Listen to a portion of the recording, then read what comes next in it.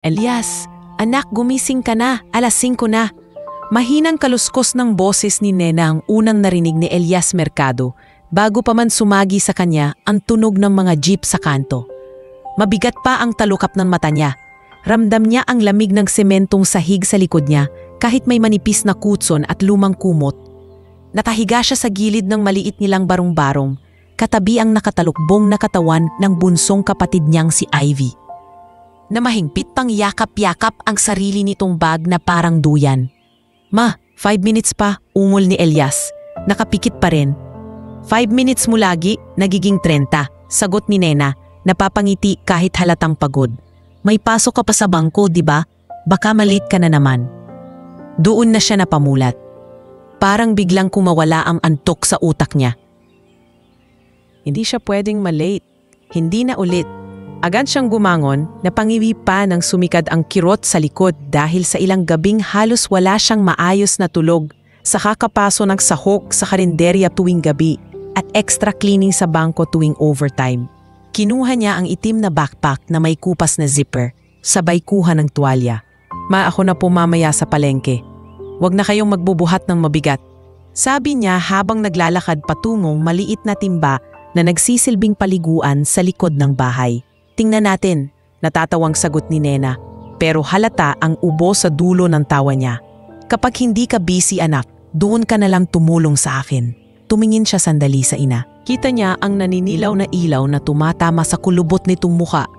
Ang maninipis na braso nito na parang piniga ng mga taon ng pagtitinda at paglalabada. Dumain sa dibdib niya ang bigat ng responsibilidad. Ma, kapag nakagraduate na ako, promise, hindi na kayo magtitinda sa palengke. Papahintuin na kita. Seryosong sabi ni Elias.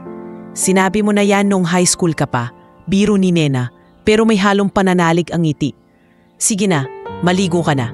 Baka matraffic ka pa sa pila ng jeep. Pagpasok niya sa likod bahay, sinalubong siya ng amoy ng basang lupa at sabong panlaba. Maliit lang ang espasyo. May timba, 2 tabo at kawayan na nagsisilbing sampayan. Habang sinasabon ang katawan, napabuntong hininga siya. 24 na ako, bulong niya sa sarili. Pero pakiramdam ko, 4 na po na yung katawan ko. Pagkatapos maligo, mabilis siyang nagbihis. Asul na polo na may logo ng bangko, itim na slacks na medyo kupas sa may tuhod at sapatos na ilang beses nang pinahi ang may gupok na gilid. Sinuklay niya ang makapal niyang buhok gamit ang mga daliri, sabay buhos ng kaunting kulon na binili niya sa suking tindahan ng tingi. Pagbalik niya sa loob, gising na si Ivy at nagraayos na ng uniform. Kuya, may project kami, kailangan daw ng colored paper, sabi ni Ivy, kinakabig ang buhok at nilalagyan ng clip. Kahit 3 piraso lang, sumandali ang tingin ni Elias sa nakayuping pitaka sa mesa. Alam niya kung gaano kaliit ang laman yon, pero napatingin siya sa mga mata ng kapatid. Maliit, medyo singkit at laging puno ng pag-asa. Oo, ako na bahala, sagot niya. Pilit na nakangiti. Pag uwi ko mamaya, dadaan ako kay Aling Tasing. Thank you kuya! Lumapit si Ivy at yumakap sa kanya bago ito umupo ulit para itali ang sintas ng sapatos. Sa lamesa, naghain na si Nena ng kape at tinapay na may manipis na margarina. 1 tasa para kay Elias, kalahating tasa para sa kanya at tubig lang para kay Ivy. Parang ordinaryo na sa kanila iyon. Ma, kain na po, yan ni Elias. Tikman mo muna yan. Kape ng milyonaryo yan. Lokohan ni Nena. Tingnan mo, may bula. Napatawa si Elias kahit alam niyang instant coffee ito na hinati pa sa 2 gamit. Umupo siya at kumagat sa tinapay. Medyo matigas na pero ayos lang. Ma, bigla niyang sabi habang umumungiya. Pag nagka-business ako, araw-araw pandesal at itlog. Hindi lang tinapay na ganito. Tapos, hindi na tayo mag-aalala kung may bigas pa ba bukas. Anak! Sagot ni Nena, nakatingin sa kanya ng may halong pagod at pagmamalaki. Hindi ako nag-aalala kung may bigas pa bukas. Ang inaalala ko, kung mapapagod ka na bago mo pa maabot lahat ng pangarap mo. Napayuko si Elias. Hindi po ma, mahinang sagot niya. Hindi ako susuko kahit gaano kahirap. Bandang 6:30, nakasabit na sa jeep si Elias. Hawak ang bathal na rail habang alog ang buong sasakyan. Puno ng estudyante, tindera, at construction workers ang loob. May amoy tawis at usok, pero sanay na siya. Naglabas siya ng maliit na kwaderno mula sa bag at sinilip ang mga notes niya sa accounting. Uy, seryoso na naman ang mukha mo, pre. Biglang may bumati mula sa likuran. Lumingon siya at nakita niya si Polo, naka-jacket na kupas at may helmet na nakasabit sa braso. Pasok ka na naman? Tanong ni Polo. Oo, opening shift, sagot ni Elias. Ikaw, wala kang delivery na yun? Meron mamaya, dumaan lang ako sa terminal, baka makasabay kita. Tsaka gusto ko lang makita yung mukhang laging constipated dahil sa problema. Biro ni Polo, sabay tawa. Napailing si Elias pero napangiti rin. Loko, sagot niya. Hindi ako constipated. Nag-iisip lang. Ayun na nga, sabi ni Polo. Tumagilid para hindi masiksik ang matandang babaeng katabi niya. Ano na naman iniisip mo? Bills? Renta? Matrikula ni Ivy? O paano mo yayayain si ate sa karinderya na crush mo? Ha? Anong ate? Kunwari inagulat si Elias. Yung lagi mong pinapakyaw na adobong sintaw, kahit halata namang gusto mo lang siyang makita. Tukso ni Polo. Anak ni Aling Bising? Si Ria ba yun? Yung may dimples? Napailing si Elias na mula ng kaunti. Wala akong panahon sa ganun, Polo. Sabi niya, kailangan ko munang magka-diploma bago ligaw-ligaw. Ang corny mo talaga, reklamo ni Polo. Pero sige, ikaw bahala. Basta kapag naging milyonaryo ka na, huwag mo akong kakalimutan. Gusto ko lang naman, pre, isang motor na hindi kinetapos sa gasolina sa kalagitnaan ng kalsada. Pag nagka-business ako, bibigyan kita ng bagong motor, pangako ni Elias, medyo tumatawa. Yung hindi mo kailangang tulak. Yan ang gusto ko sa'yo, pre. Sagot ni Polo. Ambisyonado pero hindi yabang. Pagbaba nila, sabay silang naglakad sa may kanto. Nandoon ang malaking building ng bangko kung saan janitor si Elias. Malinis ang salamin, may gwardyang nakatayo sa harap. Dito na ako, sabi ni Elias. Ingat sa biyahe mamaya. Kapi, huwag ka magpapaapi dyan sa mga nakakurbata ha, sabi ni Polo. Pag may nang bully sa'yo, sabihin mo may kaibigan kang rider. Iiwan ko sila sa traffic. Napahagalpak sila ng tawa bago naghiwalay. Sa loob ng bangko, habang wala pang kliyente, abala na si Elias sa pagwawalis at pagpuputol ng mga alikabok sa gilid ng mga mesa. Nilalagyan niya ng basang mop ang tiles. Sinisiguro niyang hindi madulas pero makintab. Elias, pakibilisan naman dyan sa may teller area. Malakas na boses ni Mr. Taldo, ang supervisor ang umalingaw-ngaw. May VIP visit daw mamaya. Ayaw kong may makitang isang hibla ng alikabok doon. Opo sir, mabilis na sagot ni Elias, sabay angat ng timba. Habang nagtatrabaho, tumatakbo sa isip niya ang schedule niya mamaya. After shift, diretso sa karinderya para mag-part-time uli. Tapos uwian, konting aral, tulog na naman. Paulit-ulit paikot-ikot. Pero sa kabila noon, may isang bagay na ayaw niyang bitawan. Ang tiwala na may patutunguhan ang lahat ng hirap. Pagpatak ng tanghali, dumungaw siya sandali sa labas ng building. Kita niya ang malalayong gusali sa kabilang side ng siyudad. Doon, naka-office attire ang mga taong magaan ang kilos. May kotse, mga kondo. Sa kabila, mga barong-barong na parang dikit-dikit na kahon ng sapatos. Nasa gitna siya, nakapagitna sa dalawang mundo. Balang araw, bulong niya. Halos hindi pinapakinggan ang sarili. Hindi na ako janitor lang. Gagawa ako ng paraan. Gabi na nang makauwi siya. Pagod at nananakit ang likod. Sa maliit na lamesa, naghihintay si Nena at Ivy. May isang kaserola ng ginisang monggo at 2 piraso ng pritong tuyo. Kuya, nabili mo yung colored paper? Agad na tanong ni Ivy. Napatalon pa sa saya. Oo naman, sagot niya. Inilabas ang 3 piraso mula sa bag.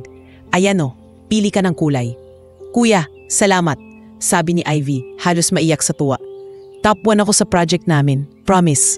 Dapat lang, sagot ni Elias. Umupo at naglagay ng konting munggo sa plato niya. Habang kumakain sila, kwentuhan lang, tawanan, asaran. Parang sandaling nakakalimutan ni Elias na may upa pa silang hahabulin. May kuryente pang binabayaran. At may listahan pa si Aling Doray na mga utang nila. Pagkatapos kumain, habang tulog na si Ivy at abala si Nena sa pagtahi ng lumang damit na binebenta raw niya bukas sa ukay-ukay, umakyat si Elias sa bubong ng bahay nila. Doon siya naupo, nakasandal sa pader, habang pinapanood ang mga ilaw ng syudad sa malayo. Parang mga biting bumababa sa lupa. Hindi ako mananatili rito forever. Mahinang sabi niya sa sarili. Magiging iba rin ang buhay namin. Kahit dahan-dahan, kahit masakit sa katawan. Hinaplos niya ang dibdib. Ramdam ang mabilis na tibok ng puso. Sa gabing iyon, hindi niya alam na ang puso ring iyon na sanay sa pagod, sanay sa sakripisyo, ang magiging dahilan para magbago hindi lang ang buhay niya, kundi pati ng isang taong hindi niya pa nakikilala. Kinabukasan, habang medyo malamig pa ang hangin, abala na si Elias sa pagbubuhat ng sako ng bigas papunta sa tindahan ni Aling Bising sa kanto. Extra racket iyon tuwing umaga bago pumasok sa bangko. Dagdag pang baon ni Ivy at pambili ng gamot ni Nena. Pawis na siya nang biglang may nagsisigawan sa kabilang eskinita. Tulong! Si Mang Turing! Nagkatinginan ang mga tao. Si Mang Turing, ang matandang laging nakaupo sa bangketa at nagkukumpuni ng sirang payong at tsinelas. Ngayon ay nakahandusay sa gilid ng kalsada. Kapitan ang dibdib. Namumutla. Kuya Elias! Sigaw ng isang batang kapitbahay, si Junjun. Si Lolo Turing po, hindi na gumagalaw. Hindi na nagdalawang isip si Elias. Binitawan niya ang sako ng bigas at mabilis na lumapit. Lolo Turing, naririnig niyo po ako? Yugyug niya sa matanda. Halata ang hirap sa paghinga nito. Cardio, puso. Hingal na sabi ni Mang Turing. Halos bulong na. Junjun, tumakbo ko sa barangay. Sabihin mo emergency. Ikaw naman tatawag ka ng tricycle. Utos ni Elias sa mga nakatingin. Sandaling natigilan ang ilan pero nang makitang seryoso ang boses ni Elias, kumilos din sila. May tumakbo sa barangay health center, may tumawag ng tricycle. Si Elias naman, dahan-dahang binuhat ang matanda. Inalalayan ang ulo nito gamit ang sarili niyang braso. Sandali lang, Lo. Hindi namin kayo papabayaan, mahinang sabi ni Elias. Kaya ka, mabait na bata, halos hindi marinig na bulong ni Mang Turing habang inuusal ang rosaryong hawak sa kamay. Pagdating sa health center, agad silang sinalubong ng midwife at nurse. Iwanan niyo na po muna siya sa amin, sir. Sabi ng nurse, kami na bahala. May kakilala ba siyang kamag-anak? Wala masyado sagot ni Elias, hinihingal. Sa amin na lang sa kanto siya madalas. Tumango ang nurse. Sige po, babalitaan na lang namin yung barangay kung ano ang mangyayari. Habang palabas siya, ramdam ni Elias ang hampas ng pagod sa katawan. Alam niyang malalate na siya sa bangko, pero hindi siya nagsisi. Ilang araw lang ang lumipas. Tila sunod-sunod ang paalala ng buhay na hindi ito marunong magpahinga. Nandoon si Nena sa palengke. Nag-aayos ng mga talbos sa pwesto niya. Nang biglang umikot ang paningin niya. Saglit lang po, Nay, kukuha lang ako ng panukli. Sabi ng suki niyang si Marites. Pero hindi na nasagot ni Nena. Uy, Nena! Tawag ni Marites. Nena, ano yan? Ay! Bumulagta si Nena sa sementong sahig. Kumalansing ang plastik ng paninda niyang gulay at nagtilian ang ilang tinderang nakakita. Tubig! May tubig ba dyan? Sigaw ng isang lalaki. Si Elias. Tawagin si Elias. Nakatanggap si Elias ng tawag habang palabas pa lang siya ng bangko pagkatapos ng shift. Uya si Mama! Iyak ni Ivy sa kabilang linya. Nasa ospital siya. Hinimatay sa palengke. Parang binuhusan ng yelo ang buong katawan ni Elias. Hindi na niya naalala kung paano siya sumakay ng jeep, kung ilang beses siyang nabunggot sa mga tao sa palengke. Pagdating niya sa maliit na ospital sa bayan, nakita niya si Nena na naka-oxygen, nakadugtong sa kung ano-anong tubo. Dok, ano pong nangyari sa nanay ko? Nanginginig na tanong niya kay Dr. Salazar, ang naka-duty na doktor. Tumataas ang blood pressure niya. Matagal na siguro siyang may hypertension. Paliwanag ng doktor. Kailangan niya ng maintenance meds. At maari rin siyang makonfine kahit 2 araw man lang para mamonitor. Parang sumabay sa pag-akyat ng presyon ni Nena ang kaba sa dibdib ni Elias. Dok, magkano po aabutin? Maingat na tanong niya. Depende sa gamot at sa test. Pero sa ngayon, kailangan niyo munang mag-deposit ng kahit 5,000. Sabi ni Doktor. Salazar, diretso, 5,000. Para kay Elias, parang binanggit ng doktor ay 5 milyong hindi niya alam kung saan kukunin. Sa labas ng ospital, naglakad siya papunta. sa maliit na tindahan ni Aling Doray, ang kilalang 5'6" sa lugar nila. "Elias, napadalaw ka?" tanong ni Aling Doray, sabay tingin mula ulo hanggang paa. "Mukhang may kailangan ka na naman." "Aling Doray?" mahinahong sabi ni Elias, kahit naninginig ang kamay. "Pwede po ba akong makahiram? Kahit 7,000? Yung 5 para sa ospital, yung sobra po para sa gamot niya." Umismid si Aling Doray, nagkumpas ng abaniko. "Naku Elias, malaking-laking halaga na yan ha." Aniya, "Ang dami mo na ring utang sa akin, hindi pa nababayaran lahat." "Magbabayad po ako, pangako," sagot ni Elias. "May trabaho po ako sa bangko at may extra ako sa karinderya. Kahit hulugan, kahit kaunti-kaunti." Tahimik na tiningnan siya ni Aling Doray. Parang sinusukat kung kaya ba talaga niyang tuparin ang pangako. Sa huli na pabuntong hininga ito. "Sige," sabi niya, sabay sulat sa maliit na kwaderno. 7,000, 5-6 yan, alam mo ng sistema. Kada buwan may tubo. "Huwag kang magtatago ah." "Hindi po," sagot ni Elias. "May bahid ng hiya, pero mas malaki ang takot para kay Nena." "Maraming salamat po." Kinagabihan, pag uwi niya, hindi kuryente ang kumungad sa kanya, kundi kadiliman. "Kuya?" sasalubong ni Ivy sa kanya sa pintuan. May hawak na maliit na kandila. "Pinutulan na po tayo." Sumulyap siya sa kisame. Patay ang bombilya, patay ang maliit na bentilador. Sa loob, mainit at mabigat ang hangin. "Ha? Akala ko may 1 linggo pa tayong palugit," bulong niya. Pero alam niyang ilang buwan na silang atrasado. Umupo si Ivy sa lamesa, nakabukas ang notebook at libro. Pilit nag-aaral sa liwanag ng kumikislap na kandila. Tumutulo ang luha nito sa pahina ng assignment niya. "Kuya, paano to?" maiyak-iyak na sabi ni Ivy. "Hindi ko po makita ng maayos. Baka bumagsak ako." Napalunok si Elias. Pinilit gawing biro ang sitwasyon kahit parang kinukurot ang puso niya. "Ano ka ba?" nakangiti niyang sabi, pilit na nagbibiro. "Mas okay nga to. Oh, romantic lighting.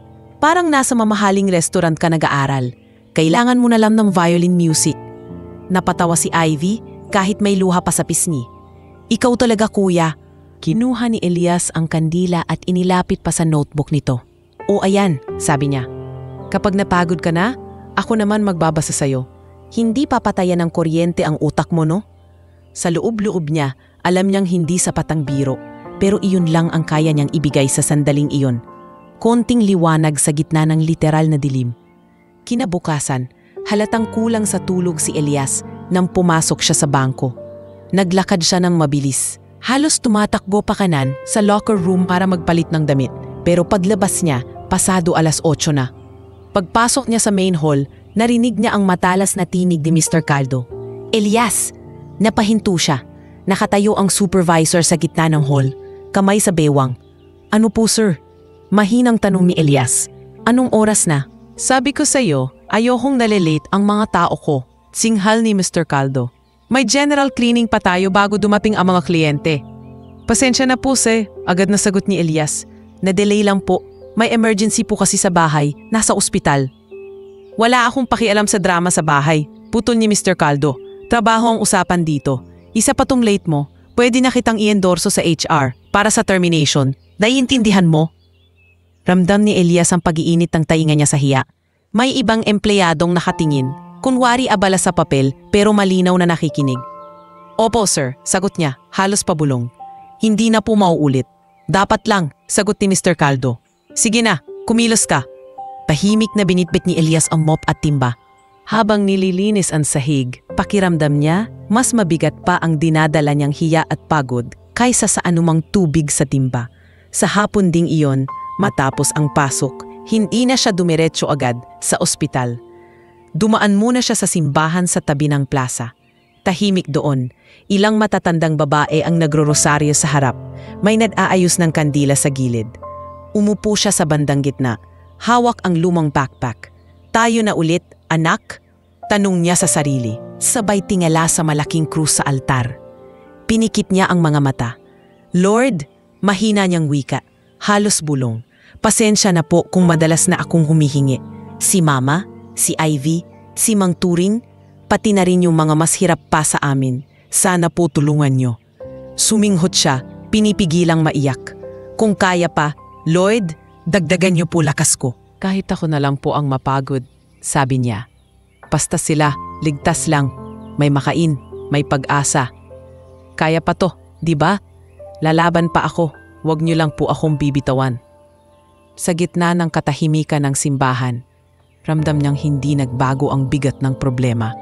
Nandyan pa rin ang utang, ang ospital, ang kuryente, ang bantang tanggalan sa trabaho. Pero may kakaibang katahimikan sa dibdib niya. Parang may maliit na tinig na bumubulong. Laban lang.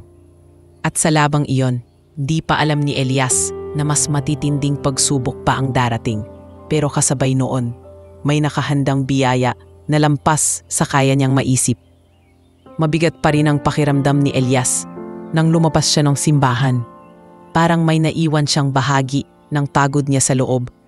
Pero ang problema, buo pa rin. Habang naglalakad pa uwi, pinagmamasdan niya ang ilaw ng mga tindahan na isa-isang nagsasara. Parang mga matang napapagod na rin sa maghapong pagsaksi sa paghihirap ng mga tao. Pagdating niya sa bahay, nadapnan niyang nakaupo si Ivy sa hagdan ng maliit nilang barong-barong. Yakap-yakap ang tuwalya at maliit na bag. Namumugto ang mata nito, halatan akaiyak lang. Kuya, boses pa lang nito, alam na ni Elias na may masama. Bakit Ivy? Si Mama? Agad yang tanong. Kumabog ang dibdib niya. Oo kuya, umiiyak na sagot ni Ivy. Sabi ni doktor sa maliit na ospital, kailangan daw si Mama dalhin sa mas malaking ospital sa Maynila. Wala na raw silang kumpletong gamit dito at delikado na yung puso niya. Nandun na po siya ngayon. Dinala ni Tita Marites sa ambulance. Inahanap ka nila kanina pero wala ka pa raw. Parang kinuryente si Elias. Bakit hindi mo agad sinabi sa akin? Napataas ang boses niya. Tapos agad ding nagsisi nang makita ang nanginginig na balikat ni Ivy. Pasensya na kuya, hagulgol ng kapatid. Nag-text po ako pero hindi niya siguro nakita. Napakapit si Elias sa ulo niya. Pinilit kumalma. Lumapit siya kay Ivy at inakbayan ito. Okay, ako na to. Malumanay na niyang sabi. Pilit inaayos ang boses. Magbibihis lang ako ng konti tapos pupunta na tayo. Mabilis siyang kumuha ng jacket, wallet at lumang ID saka hinawakan ng kamay ni Ivy. Sumakay sila sa jeep papuntang terminal tapos sa bus na pa Maynila. Sa loob ng bus, tahimik lang si Ivy. Nakatingin sa labas habang hinihigpitan ng kapit sa bag. Kuya, mamamatay ba si Mama? Mahina nitong tanong, halos hindi marinig sa ingay ng makina. Hindi, madiing sagot ni Elias. Kahit sa loob niya, may bahagyang takot na kumikiliti. Hindi papayag si Lord. Dinala niya tayo sa Maynila kasi mas may paraan doon. Gagaling si Mama, makikita mo. Pagdating nila sa malaking ospital sa lungsod, agad silang sinalubong ng malamig na aircon at amoy ng disinfectant. Malalaki ang ilaw sa hallway. Puting-puri ang mga pader. Parang ibang mundo iyon kumpara sa makipot na health center na dati nilang pinupuntahan. Excuse po, saan po ang ward ni Nena Mercado? Tanong ni Elias sa receptionist. Nagkiklik ito sa computer. 3rd floor, cardio wing, room 309, sagot ng babae. Diretso po kayo, tapos kanan sa dulo. Hinila ni Elias si Ivy, papunta sa elevator. Sa loob, kasama nila ang dalawang nurse na may daladalang chart at isang lalaking nakamahal na polo at suot ang mamahaling relo. Bahagyang sumulyap ito sa kanila pero agad ding nawala sa isip ni Elias iyon dahil mas iniisip niya si Mena. Pagbukas ng elevator, sinalubong sila ng mas tahimik na corridor. May ilang kamag-anak na nakaupo sa gilid, may umiiyak, may nagdadasal. Nahanap nila ang room 309. Dahan-dahang pinihit ni Elias ang seradura. Sa loob, nakita niya si Nena na nakahiga. May nakakabit na mas maraming tubo at monitor kaysa noong nasa maliit na ospital pa sila. May tunog ng machine na regular na tumitiktak. Parang orasan na nagpapaalala kung gaano kabilis lumilipas ang bawat segundo. Ma, tawag ni Elias, sabay lapit sa kama. Elias, mahinang sagot ni Nena. Halos paos. Nakangiti ito kahit halatang pagod. Ang bilis mo naman. Lumapit si Ivy at hinawakan ng kamay ng ina. Ma, wag ka pong aalis ha. Umiiyak na sabi ni Ivy. Kailangan pa po kita sa project ko. Sabi ni teacher, Parent participation daw. Napatawa si Nena, kahit hirap. Oo naman anak, hindi pa ako tapos mangulit sa inyo. Habang nag-uusap sila, pumasok sa kwarto ang isang nurse na may hawak na chart. Medyo bata pa ito, nasa late 20s, morena at may malumanay na muka. Nakalagay sa nameplate niya, Carla Dizon, RN. Kayo po ba ang pamilya ni Nanay Nena? Magalang na tanong niya. Opo ma'am, sagot ni Elias. Agad na tumayo. Ako po si Elias, anak niya. Tapos ito po si Ivy, kapatid ko. Tumango si Nurse Carla. Ako po si Nurse Carla, isa sa naka-assign sa wing na to. Medyo critical po ang kondisyon ni nanay. Mataas ang blood pressure niya, na-stress na rin ang puso. Ginagawa na ng mga doktor ang lahat. Pero kailangan din natin ng tuloy-tuloy na gamot at monitoring. Nagkatinginan sina Elias at Ivy. Doc, nurse, sabi ni Elias, magkano na po ba ang bill? May deposit po kaming ibinayad galing sa inutang namin, pero baka po kulang pa. Huminga ng malalim si Nurse Carla. Sa ngayon po, sapat pa naman ang deposit ninyo para sa mga unang araw. Pero kung kakailanganin niya ng mas komplikadong procedure, baka lumaki talaga. Parang tinutusok ng karayong ang sikmura ni Elias. Pero bago pa man siya tuluyang lamunin ng kaba, biglang may nagkagulo sa labas ng kwarto. Dok, si Liana, bumababa ang BP. Sigaw ng isang nurse sa hallway. Nasa ER na po si Don Arturo. Napalingon si Elias sa boses na iyon. Nakita niya sa may dulo ng koridor ang ilang doktor at nurse na nagmamadaling tumatakbo pababa. May hawak na chart at equipment. Sumunod ang iilang kamag-anak na nakabarong at bestida. Halatang galing sa mayamang pamilya. Si Don Arturo ba yun? Pabulong na tanong ni Ivy kay Nurse Carla. Tumango si Carla, bahagyang napailing. Opo, si Don Arturo Vergara, may-ari ng Vergara Group, yung anak niya po, si Liana, matagal ng pasyente dito. May matinding problema sa kidney. Napakunot ang noo ni Elias. Kidney? Opo, sabi ni Nurse Carla, bumaba ang boses. Matagal na pong may sakit si Ma'am Liana. Nakadialysis na siya ilang taon. Ngayon, lumalala na at kailangan na talaga niya ng kidney transplant. Kaso po, wala pa silang mahanap na donor na swak. Parang napalayo ang isip na Elias. Pero binalik niya sa ina. Grabe naman, bulong niya. Mayaman na yun ha. Pati sila nahihirapan pa rin. Wala pong pinipili ang sakit, Elias, sabot ni Nurse Carla. Mahirap man o mayaman, kapag oras mo na.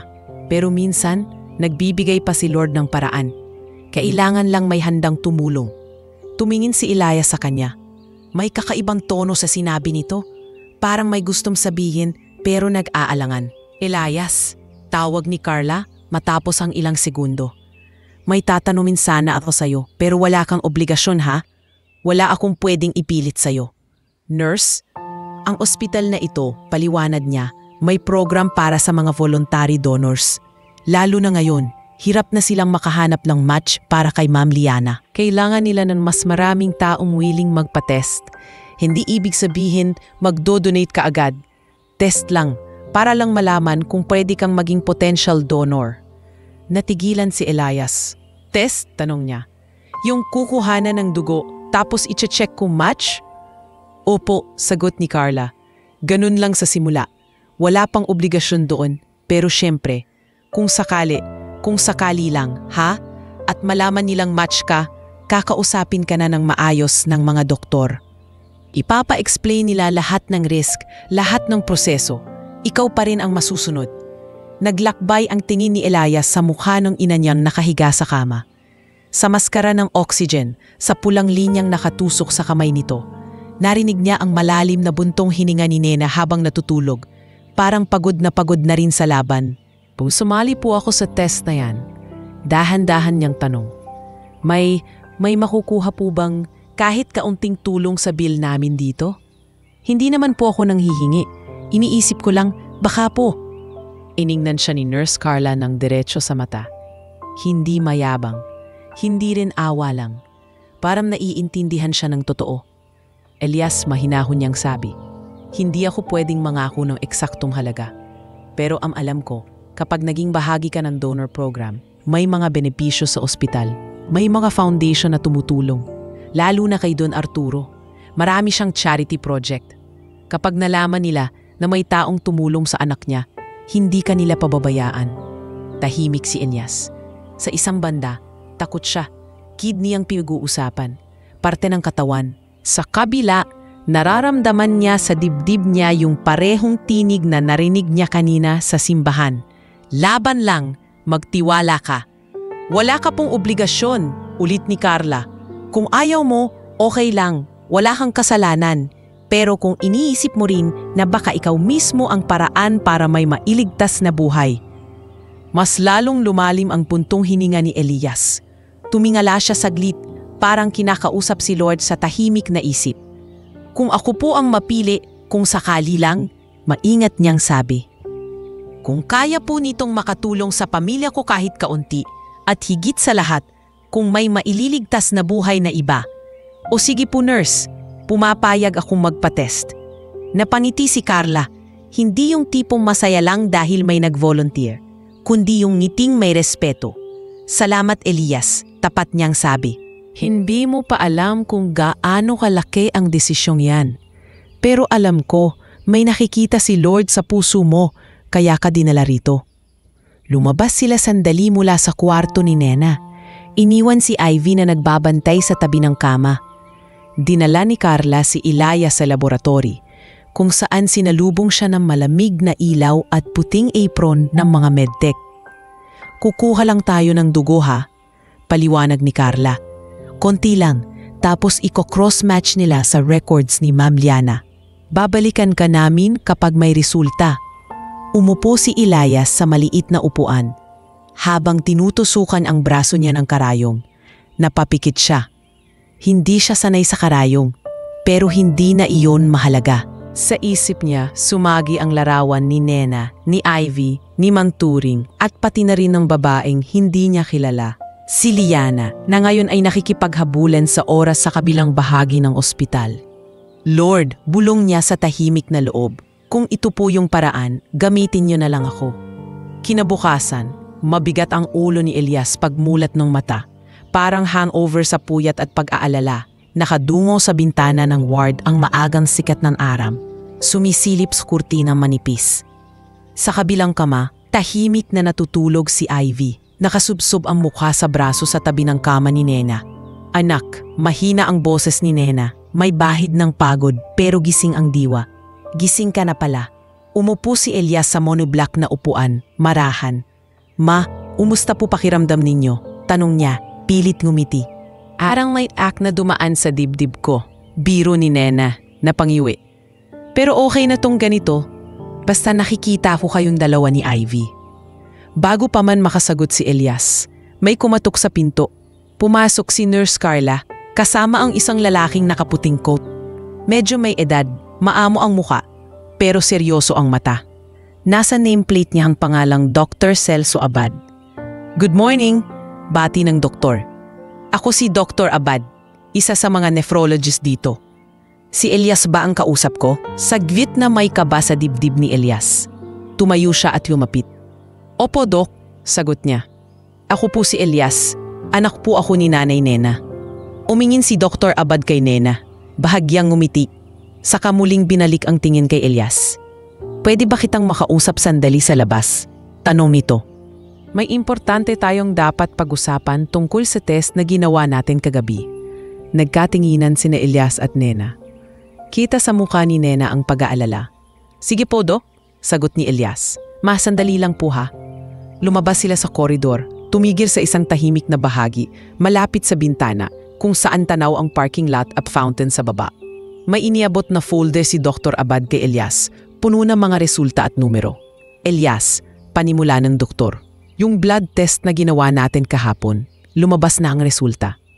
Umigting ang kaba sa puso ni Elias, para siyang tinutusok. Dok, okay lang po ba? Mabilis niyang tanong. May sakit po ba ako? Umiling si Dr. Abad. Sa ngayon, wala kaming nakikitang seryosong problema sa iyo. Malusog ka, considering ang lifestyle mo at trabaho. Saglit na nakahinga si Elias. Pero ito ang mahalaga, dagdag ni Dr. Abad. Seryoso ang boses. Sa lahat ng nagpatest sa donor program nitong mga huling linggo, ikaw ang lumabas na perfect match para kay Liana Vergara. Parang uminto ang oras. Tumunog pa rin ang mga makina at yabag ng mga tao sa paligid. Pero para kay Elias, parang lumayo lahat iyon. Be perfect match? Nauutal niyang tanong. Ibig sabihin po, kung sakali, ako po yung pwedeng mag-donate? Oo, diretsyo pero mahinahong sagot ni Dr. Abad. Ikaw ang pinakamalapit na match sa kanya ngayon. At sa kondisyon niya, mas kailangan namin ng mabilis at ligtas na donor. Nablakbay ang tingin ni Elias sa sahig. Parang biglang bumigat ang mga paa niya. Kidney, bahagi ng katawan. Hindi ito simpleng magpapa-ospital lang. Elias, dagdag ni Dr. Abad, gusto kong malinaw sa iyo ang lahat bago ka magdesisyon. Hindi ito maliit na bagay. Kaya kami mismo ang lalapit sa iyo, hindi kung sino lang. Tumango si Elias kahit nanginginig. Pakipaliwanag po, Dok. Huminga ng malalim ang doktor. Una, tungkol sa operasyon. Paliwanag niya. Kapag pumayag ka, sasailalim ka sa mas maraming tests. Heart, lungs, kidneys para siguraduhin na ligtas ka. Kapag pasado ka pa rin, saka ka namin isasalang sa operasyon para tanggalin ang isang kidney mo. Isang kidney lang po, bulalas ni Elias. So, kaya pong mabuhay ng isa na lang? Makakabuhay ang isang kidney, oo. Sagot ni Dr. Abad. Maraming tao ang nabubuhay ng maayos na isang kidney lang. Pero, ito ang importante. Kailangan mong alagaan ang sarili mo. Bawal magpuyat lagi. Bawal masyadong magbuhat ng mabibigat. Iwas sa sobrang alat. Inom ng tubig sa tamang paraan. Sa trabahong binubuhat mo araw-araw, malaking adjustment iyon. Napayuko si Elias. Sa isip niya, nasilip niya ang sarili. Nagbubuhat ng sako. Nagiigib. Naglilinis. Paano kung hindi na niya magawa lahat? At isa pa, pagpapatuloy ni Dr. Abad, may mga risk ang operasyon. Kahit gaano kami kaingat, may maliit na chance ng infection, bleeding, komplikasyon sa anesthesia. Hindi ko ito sinasabi para takutin ka, kundi para hindi ka magdesisyon ng hindi kumpleto ang kaalaman. Tahimik si Elias. Parang tumitibok ang puso niya sa tenga niya. Malakas. May tanong ka ba, Elias? Tanong ni Dr. Abad. Dok, dahan-dahan niyang sabi, kung hindi po ako pumayag, may iba pa po ba siyang pwedeng donor? Sumeryoso lalo ang muka ni Dr. Abad. Patuloy pa rin kaming naghahanap, sagot niya. Pero sa ngayon, ikaw ang pinakamalinaw na pag-asa. May listahan sa ibang ospital at ibang bansa, pero tumatakbo ang oras. Hindi ko sinasabing ikaw lang ang sagot. Pero kung maghihintay pa kami ng matagal, mas lalala ang kondisyon ni Liana. Sumagi sa isip ni Elias ang imahe ng babaeng hindi pa niyang nakikita ng malinaw. Isang pangalan lang, Liana. Nakatali roon ang buhay, pamilya, pangarap. Dok, maingat niyang tanong, kung sakali pong pumayag ako, si mama ko po ba? May tulong po ba sa gastos? Timingin si Dr. Abad sa kanya. Hindi na parang doktor lang kundi parang tatay na inuusisa ang anak. May pondo ang ospital, sagot niya. At may foundation ang Pamilya Vergara na tumutulong sa mga donor at pamilya nila. Hindi ka namin papabayaan, pero gusto kong tandaan mo, kahit may tulong sa gastos, hindi iyon dapat maging tanging dahilan mo. Dapat gusto mong tumulong dahil pinili mo, hindi dahil napilitan ka. Napakagatlabi si Elias. Hindi niya alam kung alin ang mas malakas sa damdamin niya, takot para sa sarili o awa sa babaeng hindi niya kilala. O pag-asang baka ito ang tulay para mas gumaan ang sitwasyon nila ni Nena at Ivy. Pwede ko po bang kausapin muna si Mama? Tanong niya. Siyempre, sagot ni Dr. Abad. Ito ang consent form at ilang babasahin tungkol sa operasyon. Basahin mo, pag-isipan mo, bumalik ka sa akin bago matapos ang araw. Iniabot ni Dr. Abad ang folder. Tinanggap iyon ni Elias na parang mabigat na bato. Pagpasok niya sa kwarto, napansin agad ni Nena ang namumugto niyang mata. Anak, mahina nitong tanong. Ano yung sinabi sa'yo ng doktor? May sakit ka ba? Umiling si Elias, umupo sa gilid ng kama. Umusong si Ivy, umupo sa upuan sa tabi, nakikinig. Ma, panimula niya, hinahagod ang kamay ng ina. Naalala niyo po yung kinuwento ni Nurse Carla kagabi? Yung program para sa mga donor? Yung tungkol sa anak ng mayaman na pasyente? Singit ni Ivy, nag-aalala ang mukha. Oo, sagot ni Elias. Ma, lumabas po yung resulta. Ako daw po yung perfect match sa kanya. Natahimik ang kwarto. Parang nahulog ang lahat ng tunog sa sahig. Anong ibig mo sabihin, Elias? Nanininig na tanong ni Nena. Kung papayag po ako, paliwanag niya, hirap sa bawat salita. Pwedeng operahan ako at tanggalan ng isang kidney, tapos ililipat po sa kanya. May risk, may bawal na sa atawan ko. Pero sabi ng doktor, pwede naman daw mabuhay ng normal basta alagaan ko sarili ko. Umagos ang luha sa mata ni Nena bago pa siya makatapos magsalita. Anak, umiiyak niyang sabi. Bakit ikaw pa? Ang bata-bata mo pa. Ma, sagot ni Elias, napayuko. Hindi naman po ako napipilitan. Pinag-iisipan ko pa rin. Pero kung kaya kong iligtas yung buhay niya, at sabay nun, matulungan din tayong makaahon, makabayad sa ospital ninyo. Hindi ko kayang palitan ang buhay mo ng utang ko, Elias. Mariing sagot ni Nena, nanginginig ang boses. Mas gugustuhin kong ako na lang, kaysa ikaw ang sumugal sa operasyon. Ma, bulong niya, pilit pinapatalma ang ina. Hindi po ito bayad utang. Desisyon ko po to. Bago pa po sinabi ng doktor ang tungkol sa tulong, iniisip ko na, kung ako yung paraan para may mailigtas na buhay, bakit hindi? Sumingit si Ivy. Umiiyak. Kuya, ayoko. Lumingon si Elias sa kapatid. Ivy, alam kong nakakatakot. Natatakot din ako. Pero hindi ako lalapit dito kung hindi ko naramdaman na kasama natin si Lord sa desisyon. Hindi naman nila ako pipilitin kung hindi kaya. Tumingin si Nena kay Elias. Sa gitna ng luha, may halong pagmamapuri at takot. Anak, bulong niya. Hindi kita pinalaki para ipamigay ang katawan mo sa iba. Pero kilala kita. Simula bata ka pa, mas inuuna mo lagi ang iba kaysa sa sarili mo. Kung ito talaga ang desisyon mo, hindi kita pipigilan. Pero sana, pag-isipan mo ng mabuti. Ayoko kang mawala. Hinawakan ni Elias ang kamay ng ina at kapatid. Pinagdikit niya yon. Hinding-hindi ko kayo iiwan. Sagot niya, mariin. Kung papayag ako, hindi ibig sabihin pinapabayaan ko sarili ko. Pipiliin ko lang muna kung paano ako pwedeng maging instrumento. Pero hindi ako mahihiwalay sa inyo, Ma. Hindi pa ngayon. Makalipas ang ilang oras, nakaupo si Elias sa maliit na chapel ng ospital. Tahimik doon, may ilang kandilang nakasindi at maliit na rebulto ng Kristo sa harap. Lumuhod siya sa upuang kahoy. Inilapag sa tabi ang folder na ibinigay ni Dr. Abad.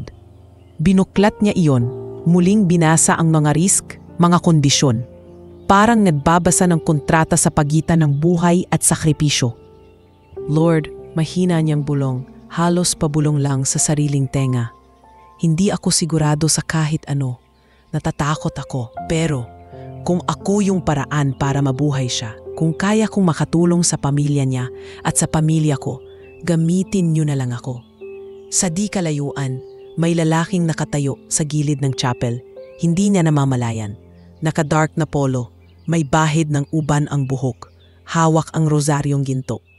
Si Don Arturo Vergara iyon, napadaan para magdasal bago bumalik sa ICU ng anak.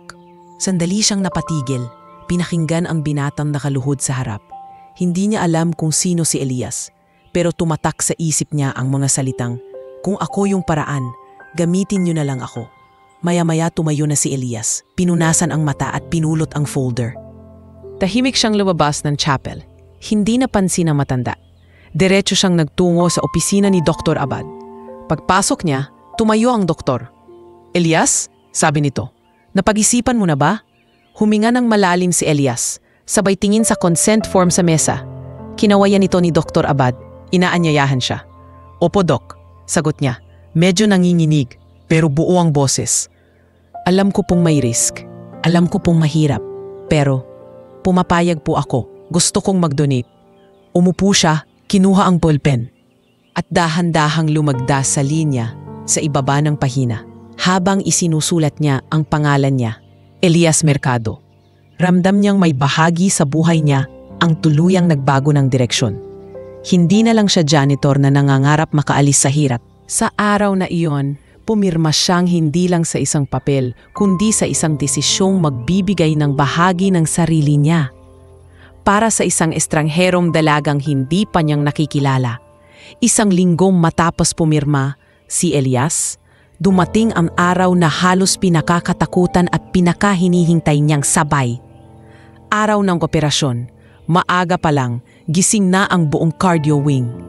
May kakaibang tahimik na ingay sa ospital, yung tipong ramdam mong abala ang lahat kahit walang sumisigaw. Sa kwarto ni Nanay Nena, nakaupo si Elias sa gilid ng kama, nakagown na kulay asul na may tali sa likod.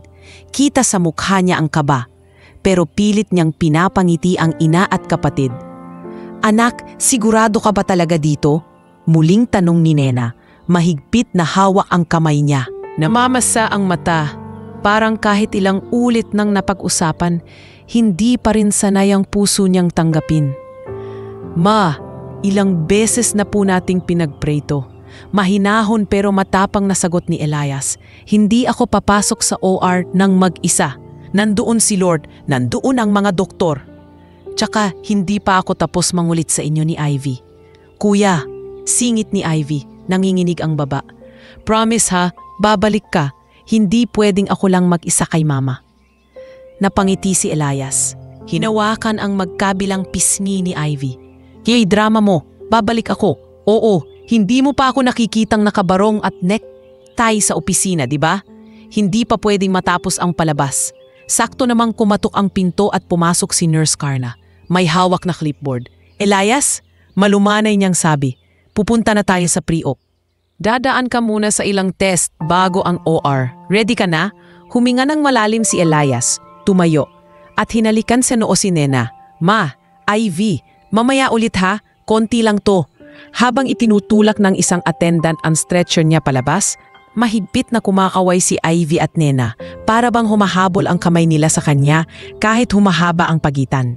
Sa pre-op room, dama ni Elias ang lamig ng aircon na parang dumidiretso sa buto.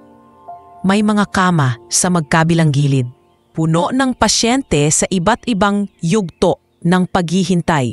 May nagdadasal, may tahimik lang na patingin sa kisame. "Ayos ka lang?" tanong ni Nurse Carla. Ina-adjust ang IV sa braso niya. "Kinakabahan po," tapat na sagot ni Elias. "Pero lalaban." Numiti si Carla. "Normal lang ang kaba. Ang importante, hindi ka nag-iisa." "Nakausap na rin namin ang mama mo kanina. Stable na siya ha. Ililipat siya sa charity support nest ng ospital kasi pasok siya sa program. Hindi pa lahat covered pero malaking tulong na." Nalaglag ang balikat ni Elias sa gaan ng balitang iyon. "Talaga po?" "Oo," sagot ni Carla. "At hindi ko na idedetalye. Pero may nag-abot ng tulong na hindi na pinangalanan. Basta may kumikilos para sa inyo. Na yun ang focus mo muna. Huminga, magtiwala." Bago siya dalhin sa OR, may isang pamilyar na boses na biglang sumingit. "Pre!" Lumingon si Elias at nakita niya si Polo na naka-helmet pa, naghahabol ng hininga, pawis na para bang tumakbo paakyat ng ospital. May kaunting suot ng alikabok ang pantalon, halatang galing biyahe. "Papaano ka nakapasok dito?" Gulat na tanong ni Elias. "Siyempre may charm ako kay guard." Biro ni Polo, pero agad ding naging seryoso. "Nabalitaan ko kay Ivy kagabi." "Pre, ano ka ba? Ang bigat nito. Bakit hindi mo man lang sinabi agad?" "Baka pinigilan mo ako," sagot ni Elias, pilit na nakangiti. "Kahit tigilan kita, gagawin mo pa rin naman." Buntong hiningang sagot ni Polo. "Kilala kita, kapag may taong lulubog, ikaw yung unang tatalon kahit hindi ka marunong lumangoy." Umupo si Polo sa tabi niya, saglit na natahimik. "Pre," dagdag niya, "takot ako para sa'yo. Oo, pero proud din ako, kaya ito na lang. Paglabas mo dyan, kahit anong mangyari, hindi ka nag-iisa. Ako bahala kay Ivy at kay Tita Nena kapag may kailangan takbuhin. Tapos kapag nakarecover ka na, ituturo mo pa rin sa akin paano maging kasing bait mo. Kahit kalahati lang." Napatawa si Elias, kahit may luha sa gilid ng mata. "Hindi ako mabait, pre. Matigas lang ulo ko." "Tigas na ulo na may mabuting puso," sagot ni Polo. "Sige na pre, laban."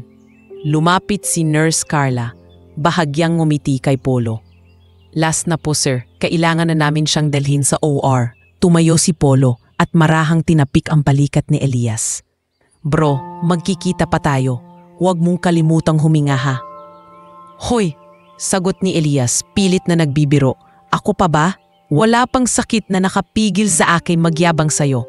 Sa kabilang panig ng ospital, sa isang espesyal na pre-op room, inihahanda naman si Liana Vergara. Maputla ang balat, ngunit makikita ang dating ganda sa maamo nitong mukha. May mga tubo sa braso, at sa tabi ng kama niya ay nakatayo si Isabel, ang ina. Hawak-hawak ang kamay ng anak. Lee, mahinang sabi ni Isabel, "Ririnig mo pa ba ako?" Bahagyang iminulat ni Liana ang mata. "Ma," bulong niya, "pagod na ako." "Konti na lang anak." Nanginginig ang boses ni Isabel. "May donor na, magiging maayos ka rin." Sa labas ng salaming divider, nakatayo si Don Arturo, pahimik na pinagmamasdan ng anak. Kasama niya ang kapatid niyang si Olivia, nakapulupot ang braso sa dibdib at halatang nag-aalala. "Arturo," ani Olivia, "sigurado ka ba sa operasyong to? Baka mas lalong..." "Wala na tayong oras para sa baka," putol ni Don Arturo, malalim ang tinig. "Ito na ang pagkakataon na ibinigay sa atin. May donor na handang magsakripisyo. Hindi ko hihintayin na kunin ang sakit ang anak ko nang wala kaming ginawa." Tahimik na tumamo si Olivia, pinanood ang pamangkin. Sa mga mata ni Don Arturo, halatang ilang gabi na siyang hindi natutulog, puro dasal at pangungutya sa sarili, kung paano sa dami ng pera niya, hindi niya kayang bilhin ang kalusugan ng anak. Maya-maya pa, nasa loob na si Elias ng operating room. Nasilaw siya sa puing ilaw sa itaas, sa mga stainless steel na gamit, sa mga maskarang nakatakip sa mukha ng mga doktor at nurse. "Good morning, Elias," boses ni Dr. Ramos, ang surgeon, mula sa itaas ng maskara. "Ako ang mag-aasikaso sa iyo ngayon. Huwag kang mag-alala, sanay na kami rito." "Dok," mahinang sagot ni Elias, bahagyang nanginginig. "Bahala na po kayo sa akin." "Hindi lang kami," sagot ni Dr. Ramos. "Kasama natin ang Diyos dito."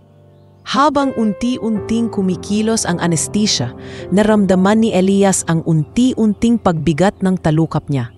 Ang huling pumasok sa isip niya ay ang mukha ni Nena at Ivy at isang malabong imahe ng babaeng hindi niya kilala na sana'y gigising kinabukasan na may panibagong pag-asa.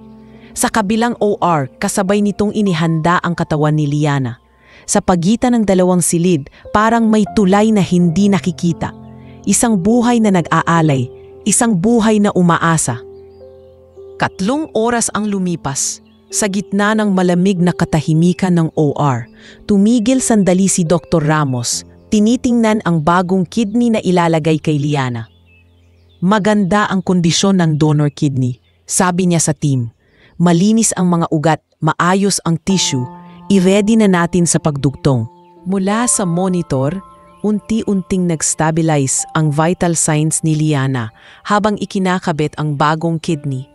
"Doktor, tumataas na ang urine output," sabi ng isa pang surgeon. "Good sign." "Very good," sagot ni Dr. Ramos. "Imo-monitor natin siya ng mabuti. Mukhang maganda ang magiging tugon ng katawan niya." Sa kabilang OR, tinatahi na rin ang sugat sa tagiliran ni Elias. Successful ang operasyon ng donor, sabi ng isa pang doktor. Stable ang BP, magandang recovery perspective. Ilang oras pa, nagising si Elias sa isang simpleng kwarto. Hindi kasing gara ng ICU, pero malinis. May maliit na bintana at isang lumang electric fan sa kisame. Ramdam niya ang matalim na kirot sa kaliwang tagiliran. Parang may malaking bato na binunot sa loob at iniwan siyang hungkag pero magaan. "Aray," bulong niya, pilit gumagalaw. Lumapit si Nurse Carla. May hawak na chart. "Huwag ka munang kikilos ng bigla," sabi niya. "Kakagising mo lang mula sa anesthesia. Successful ang operasyon, Elias. Maayos ang kalagayan mo. Maayos din ang kalagayan ni Liana sa ngayon." Dahan-dahang napapikit si Elias. Huminga ng malalim. "Salamat po." "May gusto ka bang itarating sa pamilya ng pasyente?" tanong ni Carla. Maingat ang tono. "Sa pamilya Vergara? Pwede kitang i-refer kay Don Arturo kung gusto mo makausap." Umiling si Elias. Pilit na gumagalaw ang ulo. "Nurse, kung pwede po, Huwag niyo na pong sabihin sa kanila kung sino ako. Mas okay na yung alam lang nila. May nag-donate. Ayoko po ng kung anumang ingay. Tiyak ka? Nagulat na tanong ni Carla. Hindi mo man lang sila gustong makilala? Hindi ko po kailangan na makilala nila ako. Sagot ni Elias. Marahan pero buo ang boses. Ang mahalaga, gumaling siya.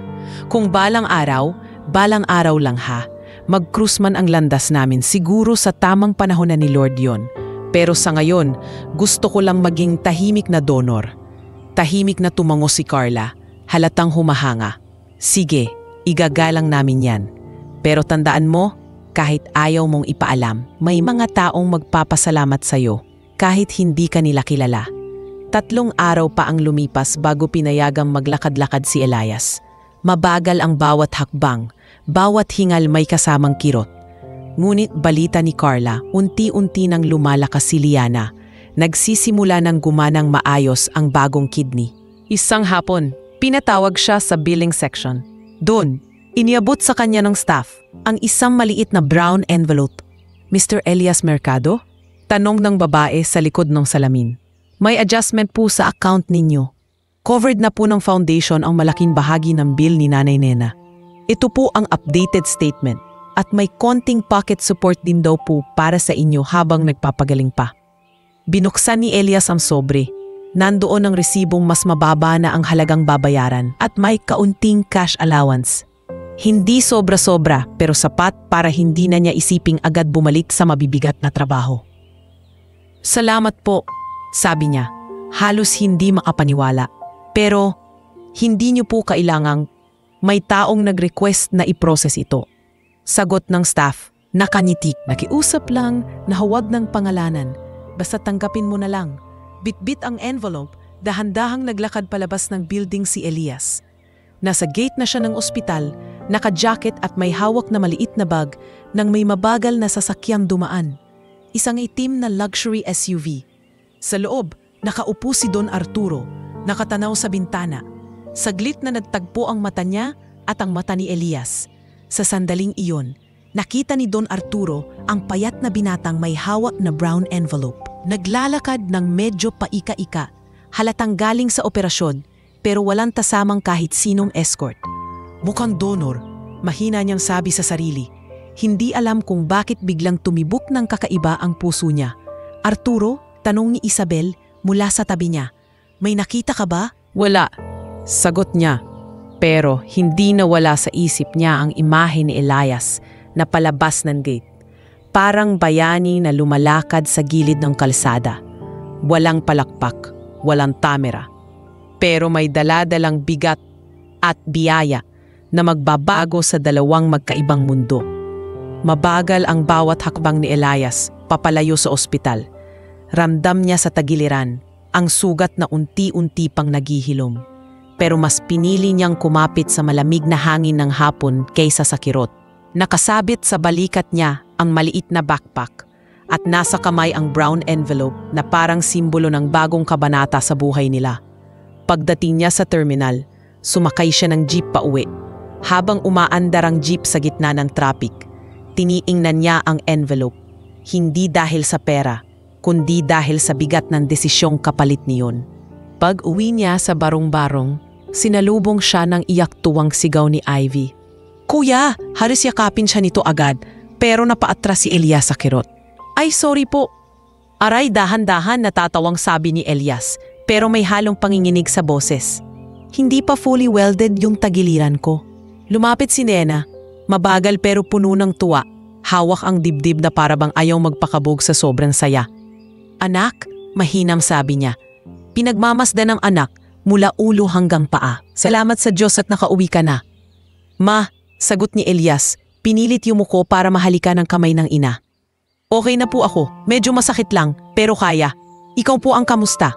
Sabi ni Nurse Carla, pasok na daw po kayo sa program ng ospital.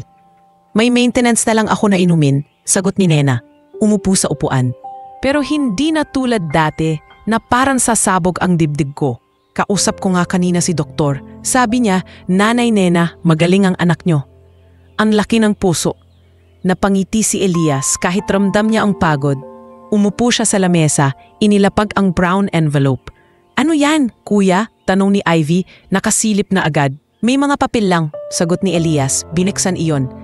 Updated bill natin sa ospital, tsaka. Naputo lang salita niya nang makita ang breakdown. Malaki ang binawas sa abuang bayarin. Naka-highlight ang linyang covered by Vergara Foundation at Charity Adjustment. Sa likod, may ilang libong cash allowance na nakaipit. Kuya, halos hindi makapaniwalang sabi ni Ivy. Ang liit na lang po ng babayaran natin? Oo, sagot ni Elias, halos matulala. Parang kaya na natin to kahit hulugan. Hindi na kailangan mag-5-6 kay Aling Doray. Ma, napahagulhol si Nena. Hindi na napigilan ang luha. Lord, salamat po, bulong niya. Hawak ang dibdib. Anak, anong ginawa mo para sa kanila? Paano ka pa namin mapapasalamatan? Ma, wala po kayong kailangang bayaran sa akin, sagot ni Elias. Pinapahid ang luha ng ina gamit ang hinlalaki. Kung may natanggap tayo, ibig sabihin may plano si Lord. Ginamit lang niya ako. Lumipas ang mga linggo. Unti-unting bumalik sa normal ang mga araw sa maliit nilang bahay. Pero ibang klase na ang normal ngayon. Mas madalang na ang gabi na walang ulam. Mas madalang na ang boses ni Aling Doray sa pintuan. Naghahanap ng bayad. Habang nagpapagaling, panay ang paalala ni Nurse Carla tuwing follow-up check-up. Huwag kang magbubuhat ng mabigat, Elias. Sabi niya habang tinitingnan ang x-ray at blood tests niya. Bawal muna ang sako. Bawal yung todo kayod. Kailangan mong i-prioritize ang katawan mo ngayon. Nurse naman, biro ni Elias. Paano po akong kikita kung hindi ako kikilos? May ibang paraan, sagot ni Carla, seryosi. Alam kong sanay kang kumayod sa katawan, pero matalino ka. Nakita ko sa mga kwento mo, nag-aaral ka ng business, di ba? Baka oras na para maghanap ka ng trabahong gamit ang utak mo, hindi lang braso.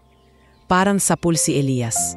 Sa unang pagkakataon, napaisip siya na pwede pala yun.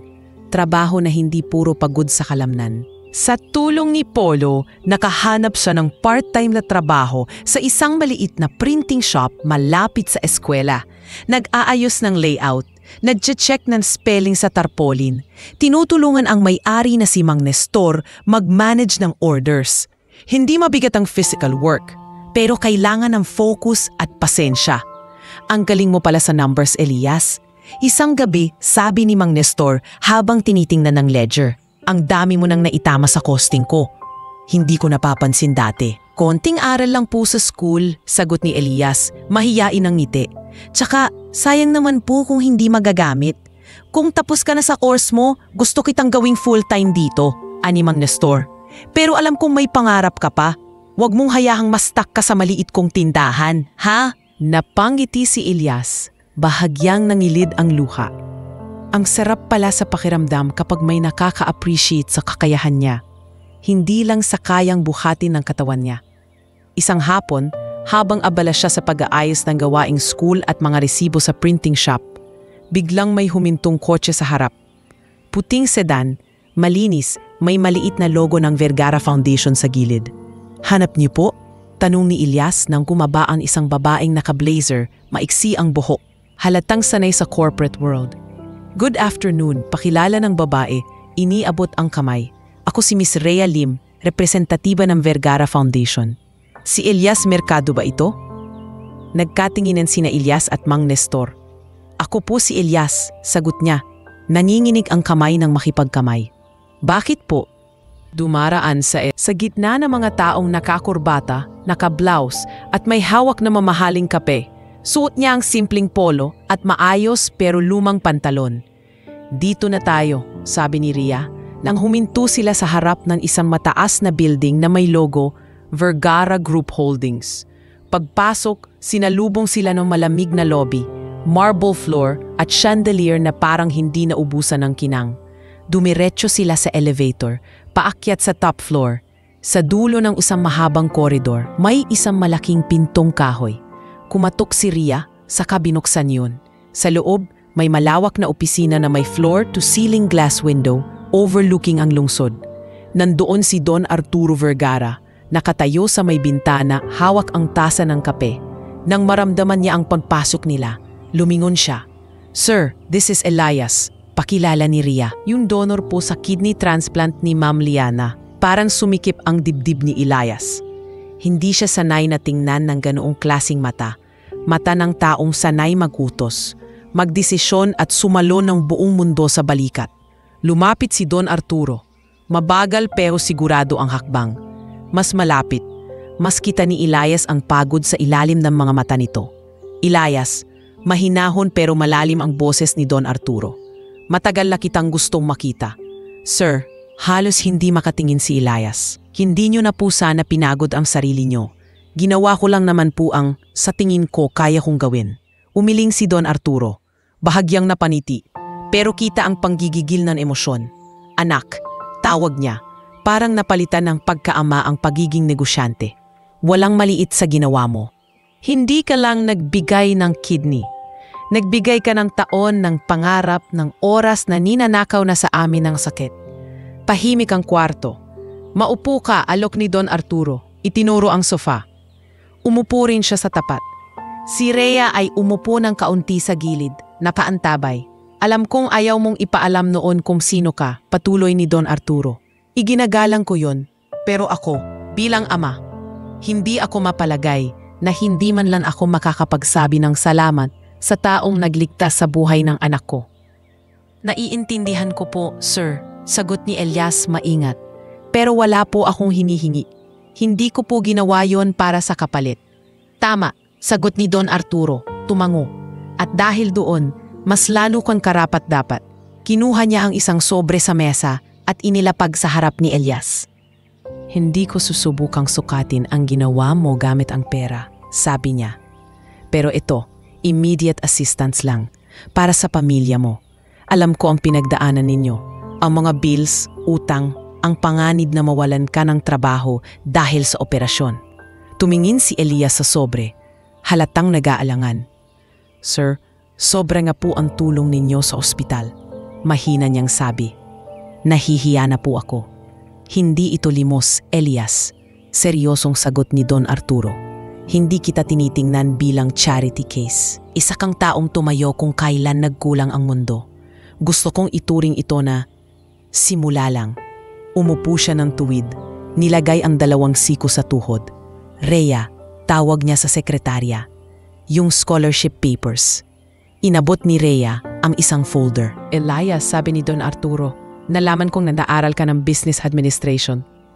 Eto ang alok ko, full scholarship hanggang makatapos ka. Kasama na ang mga libro at allowance. Pagkatapos mo, may slot ka sa isa sa mga kumpanya ko. Management trainee.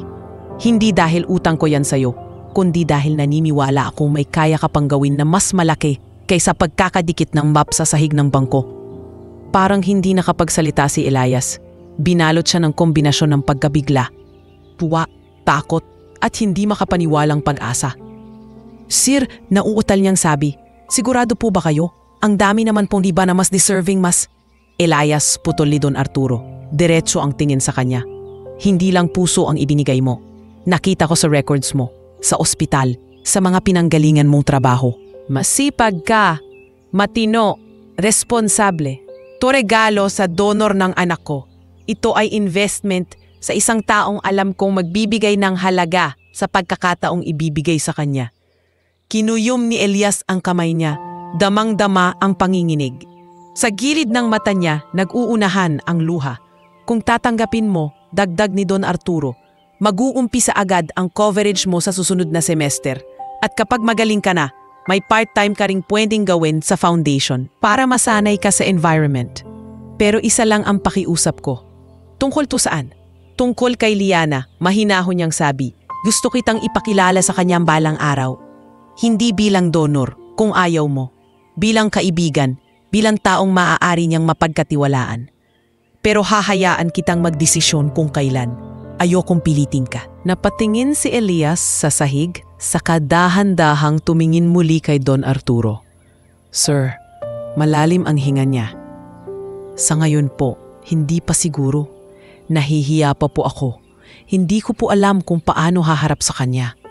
Pero kung loloobin po ni Lord at kung talagang oras na, siguro isang araw. Sa tamang panahon, tumango si Don Arturo. may bakas ng paggalang sa mukha. "Yun ang gusto kong marinig," sabi niya. "Hindi kita hahabulin tungkol doon. Ang mahalaga, gumaling ka, gumaling siya. At makapagpatuloy ka sa buhay na hindi ka na nakayuko sa lupa, kundi marunong nang tumingin sa harap." Inabot ni Elias ang sobre at folder. Mahigpit pero nanginginig ang kapit. Sa sandaling iyon, ramdam niyang kumalas siya sa tanikala ng pagiging palaging nasa gilid. Janitor, utusan, sagot sa problema ng iba. Na yun, una niyang naramdaman na pwede pala siyang maging sentro ng sariling kwento. At sa labas ng salaming bintana ng opisina, tanaw niya ang syudad. Mga gusaling dati pinagmamasdan lang niya mula sa bubong ng barong-barong. Ngayon ay tila inaanyayahan siyang pumasok sa mundong iyon bilang hindi na tagalinis, kundi bilang taong may pagkakataong magbago ng sariling kapalaran.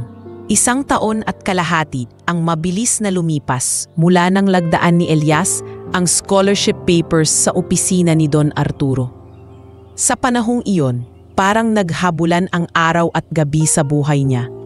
Umaga sa klase, hapon sa foundation bilang part-time assistant, gabi sa pag-review ng mga report at case study. At ngayon, nakatayo siya sa harap ng salamin sa maliit nilang bahay. Nagsusuot ng unang maayos na long sleeves na hindi pre-loved o hulugan. Puting-puti, may simpleng kurbata at newly pressed na slacks. "Kuya, ang gwapo mo naman!" Bungad ni Ivy mula sa pintuan. May hawak pang cellphone. "Pwede ka ng leading man sa teleserye." "Tumigil ka nga?" Naiilang nasabi ni Elias. Inaayos ang kwelyo. "Baka pagka-graduate mo, may mas maging gwapo pang mapili." Sumulpot si Nena sa likod ni Ivy. Nakasandig pa rin sa pinto, pero mas maayos na ang hininga. Hindi tulad noong mga panahong halos mapatit ito. "Elias," malumanay niyang sabi, halos naiiyak sa saya. "Anak, ang laki na ng ipinagbago mo. Parang kahapon lang, bit-bit mo mop at sako. Ngayon nakakurbata ka na." Lumapit si Elias at hinalikan ang noo nito. "Ma, janitor pa rin naman ang puso ko. Lilinisin ko lang ngayong iba na, mga report at problema sa kumpanya." "Tandaan mo lang," sagot ni Nena, hawak ang kamay niya.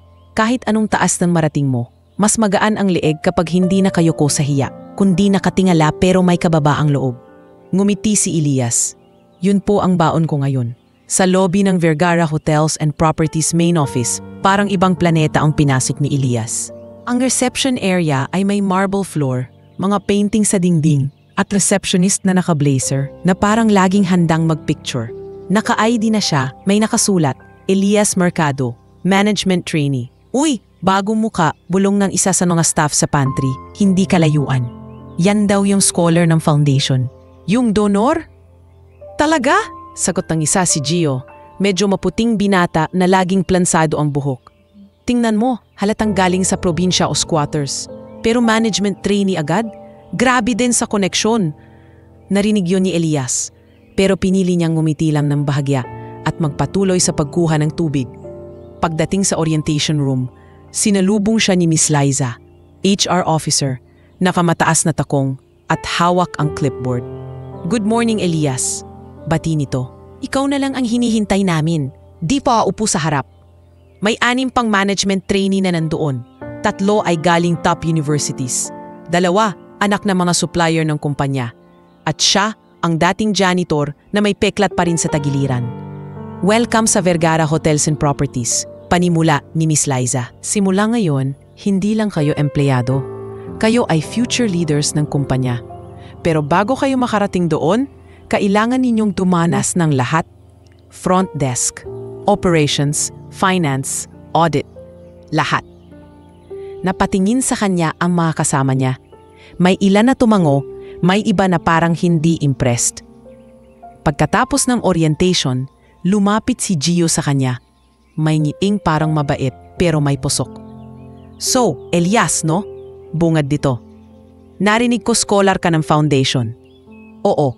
Simple lang na sagot ni Elias. "Sinuwerte." "Swerte nga," sagot ni Gio. "Iba talaga kapag may napakalaking naitulong sa pamilya." di ba? May diin sa huling salita. Hindi nagpahalatang nasaktan si Elias. Siguro.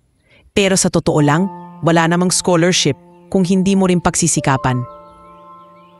Relax, bro. Joke lang. Nakangising sagot ni Gio. See you sa field. Ilang buwan ang lumipas, umikot si Elias sa iba't ibang department. Sa front desk, natuto siyang ngumiti kahit pagod, humarap sa reklamo ng guests at mag-explain ng policies. Sa housekeeping, naalala niya ang dating trabaho bilang janitor. Pero ngayon iba na. Pinag-aaralan na niya kung paano i-schedule ang tao, paano i-budget ang supplies. Isang araw, tinawag siya ni Mr. Joel Magtibay, branch manager ng isang mid-range hotel ng Vergara sa Quezon City. Elias, malumanay pero calculating ang boses ni Joel. Narinig ko magaling ka sa numbers. Pwede kitang maisama sa monthly reconciliation ng branch namin. Para matuto ka. Ngumiti si Elias. Maraming salamat po, sir. Gagawin ko po yung best ko. Pero habang mas hinuhukay niya ang mga report sa branch, napansinin niya ang ilang hindi nagtutugmang numero. Sobra ang actual expenses kumpara sa dapat na gastos. May mga ghost overtime at kakaibang billing ng supplier na parang inflated. Maingat niya itong nilista sa notebook niya. Ipinagpaliban ang konklusyon, pinili munang mag-obserba.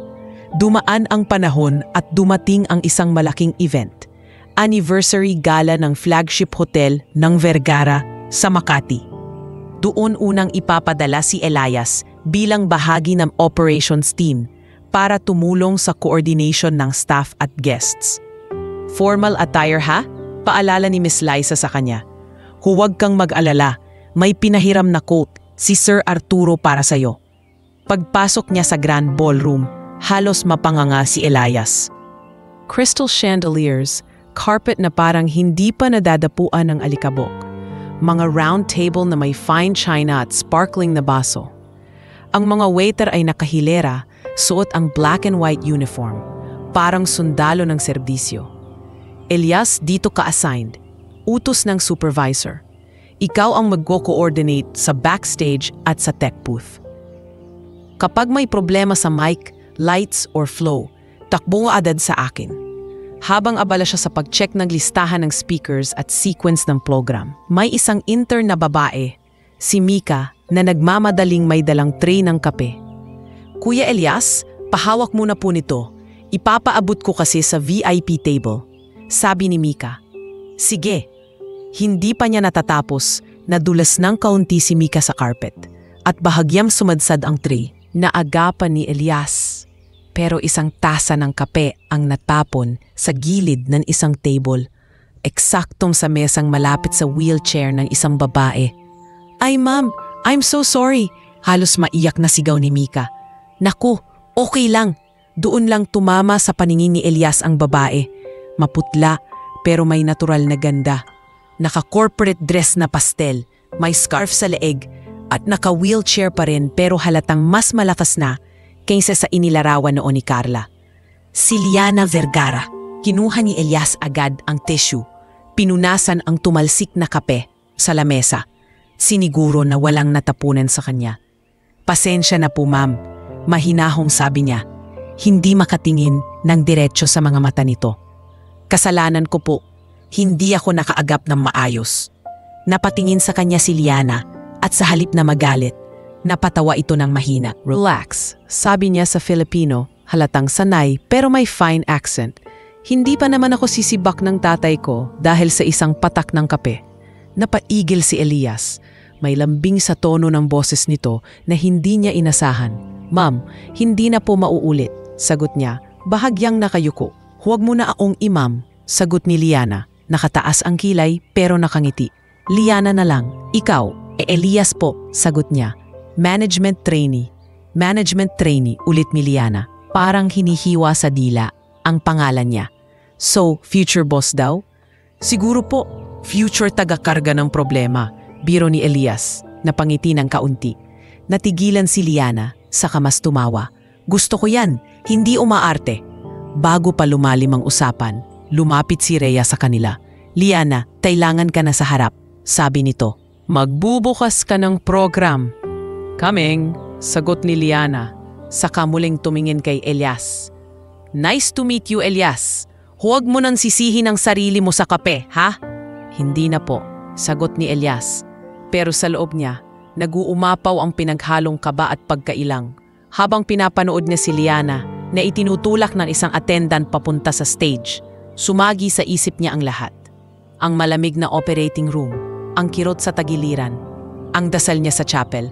Siya, bulong niya sa sarili. Hindi makapaniwala. Siya yung nabigyan ng kidney ko. Pero itinulak niya agad pababa ang emosyon. Hindi oras para doon. Para sa kanya, si Liana ay boss, VIP, anak ng may-ari. Siya, management trainee lang. Isang nilalang na nag-donate ng bahagi ng katawan ng lihim at balak niya manatili iyon sa puso niya, hindi sa ID niya. Sa kabilang panig ng ballroom, nakamasid si Don Arturo sa eksenang iyon. Nakita niya kung paano nagtagpo ang tingin ng anak niya at ng binatang unang inakala niyang donor lang. Arturo, bulong ni Isabel sa tabi niya. Mukhang nag-i-enjoy na si Liana sa gala. Sagot ni Don Arturo. Hindi inaalis ang tingin kay Elias na abala na ulit sa trabaho. Minsan, hindi natin kailangang pilitin ang mga bagay. Kung dapat magkakilala ng mas malalim ang dalawang tao, gagawa ng paraan ang pagkakataon. At sa gabing iyon, sa gitna ng ilaw ng chandelier at ingay ng mga basong nagtatagayan, nagsimula ng dahan-dahang mag-cruise ang dalawang mundo. Ang mundo ng mayaman at ang mundo ng dati janitor lang na pareho ng binago ng isang tahimik pero napakalaking sakripisyo.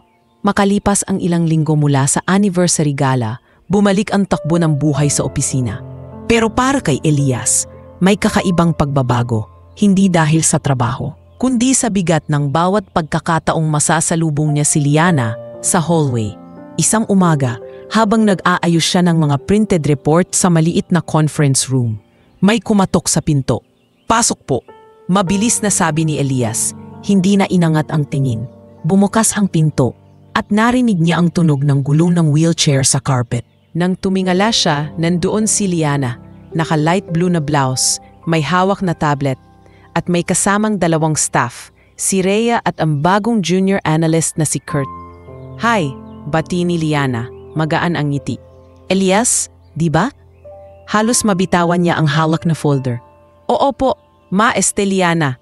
Napahagigig si Liana. Ayun, natuto na. Tumingin siya sa paligid. Dito daw yung meeting with branch audit? Opo, ito po, sagot ni Elias. Agad na inayos ang upuan. Ako po yung inassign ni Sir Joel para mag-present ng consolidation ng data ng branch. Good, sagot ni Liana.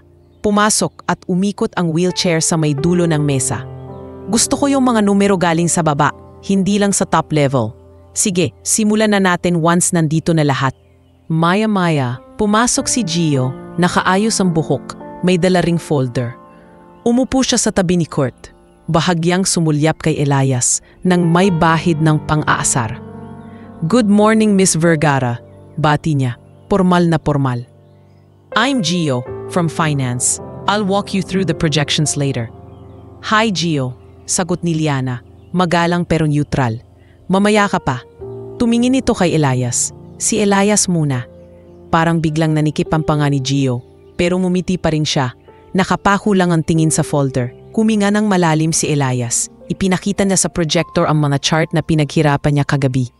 Pinagdugtong niya ang room occupancy, operational expenses at mga kargang bayad sa suppliers. Maayos ang pagkapaliwanag niya. Hindi magulo, klaro ang bawat linya. Kung mapapansin niyo po, ma'am, Liana, wika niya habang nakaturo sa graph. Consistent ang taas ng occupancy rate ng branch ni Sir Joel. Pero may hindi proportionate na pagtaas sa ilang gastos, particularly sa housekeeping supplies at outsourced laundry. Lumalabas na parang may leakage. Napatamo si Liana, seryosong nakatingin sa screen. Leakage? As in, may nawawala? Opo, sagot ni Elias. Pwedeng inefficiency, pero pwedeng may mali sa reporting o sobra ang sinisingil ng supplier. Hindi ko po sinasabing may nagnanakaw, pero may hindi po nagtutugmang numero. Sumingit si Gio, bahagyang nakangiwi. To be fair, Miss Liana, bago pa si Elias sa system, possible po na hindi niya pakabisa lahat ng coding ng expenses. Baka lang po misclassification. Tumingin si Liana kay Gio, pero balik agad ang mata kay Elias. Cross-check mo ba ang resibo, Elias? Opo, sagot ni Elias, sabay abot ng maliit na notebook. Nagsample po ako ng ilang buwan, ilan sa resibo, tumugma. Pero may mga petyabu na lumalabas na inflated ang quantity versus sa actual na deliveries base sa logbook ni Mang Bert, Chief Housekeeper. Si Mang Bert na 20 years na sa kumpanya, singit ni Rhea? Opo, tugon ni Elias. Kinumpara ko po pati yung mga pirma sa logbook. Hindi pareho lahat. May ibang pirma na parang ginaya lang. Natahimik ang mesa. Umayos ng upo si Liana. Tumiklop ang kamay sa ibabaw ng table. Gio, ipacheck mo nga sa Central Finance ang supplier contracts for that branch. Utos niya. At gusto ko ng independent validation ng resibo. Huwag nating i-assume na dahil matagal na ang branch, okay na lahat. May bahagyang lamig sa tono niya. Noted, Miss Liana, sagot ni Gio. Pilit na nakangiti. Pero halata ang pagkainis sa mata niya nang sulyapan si Elias. Pagkatapos ng meeting, nagsialisa ng mga staff. Si Rhea ay naunang lumabas para mag-ayos ng susunod na schedule. Naiwan sandali sina Elias at Liana sa loob.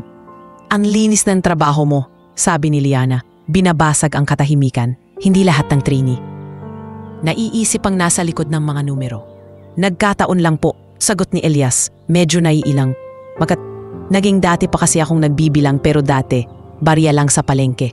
Napangiti si Liana at sa unang pagkakataon, may kakaibang lambing na hindi lang basta corporate courtesy. Ganon talaga sabi niya. Yung ibang tao, numero lang ang nakikita. Yung iba, kwento sa likod ng numero. Isa sa mga huli. Tumingin siya kay Elias, diretso. Parang sinusukat siya. For the record, dagdag ni Liana, gusto kong malaman mo na hindi ko tinitingnan ang Foundation Scholars as charity. Nasa program ka dahil may nakita sa'yo si Papa. At ngayon, ako mismo. So huwag kang magpapadala sa tunog-inggit na side comments. Tumikhim si Elias. Nahihiya. Narinig niyo po pala. Naririnig ko ang lahat. Sabot ni Liana. Sabay turo sa tenga niya. Mas malakas kasi ito kaysa sa mga kidney ko dati. Biniro pa niya ang sarili sa kamarahang natawa. Hindi napigilan ni Elias ang mapangiti kahit nag-flash sa isip niya ang sugat sa tagiliran. Salamat po. Mahinahon niyang sagot. Gagawin ko po yung best ko. Hindi dahil scholar ako, kundi dahil wala na po akong luxury para sayangin ang pagkakataon na to. Sagot ko na yan, sabi ni Liana. Pero Elias, tumigil ito. Saglit na nag-isip. Kapag may makita ka pang ganyang kalitong pattern sa branch reports, dumiretso ka sa akin o kay Papa. Ha? Huwag kang matatakot. Lalong-lalo na kung ayaw mong may masayang na pera. Hindi lang para sa kumpanya. Yun, para rin sa mga empleyado sa baba na pwedeng maapektuhan kapag biglang nagbawas ng tao dahil nalulugi daw. Tumango si Elias. Ramdam ang bigat ng tiwalang ibinibigay sa kanya. Opo, Liana. Kinagabihan habang pauwi si Elias sakay ng bus, hindi matigil ang utak niya sa pag-replay ng eksena sa meeting. Hindi siya sanay na pinupuri ng may-ari mismo. Lalo siyang hindi sanay na tinitingnan siya ni Liana na parang kapantay, hindi lang trainee. Pagdating niya sa bahay, nadatnan niya si Ivy na nag-aral sa lamesa at si Nena na nanonood ng telenovela sa maliit na TV na naiuwi nila mula sa isang second-hand sale. Kuya, kamusta first audit meeting? Tanong ni Ivy, hindi inaalis ang mata sa notes niya. Medyo nakakanerbiyos, sagot ni Elias, inalapag ang bag. Pero okay naman. Hindi naman ako napahiya. Alam ko namang hindi. Sabat ni Nena.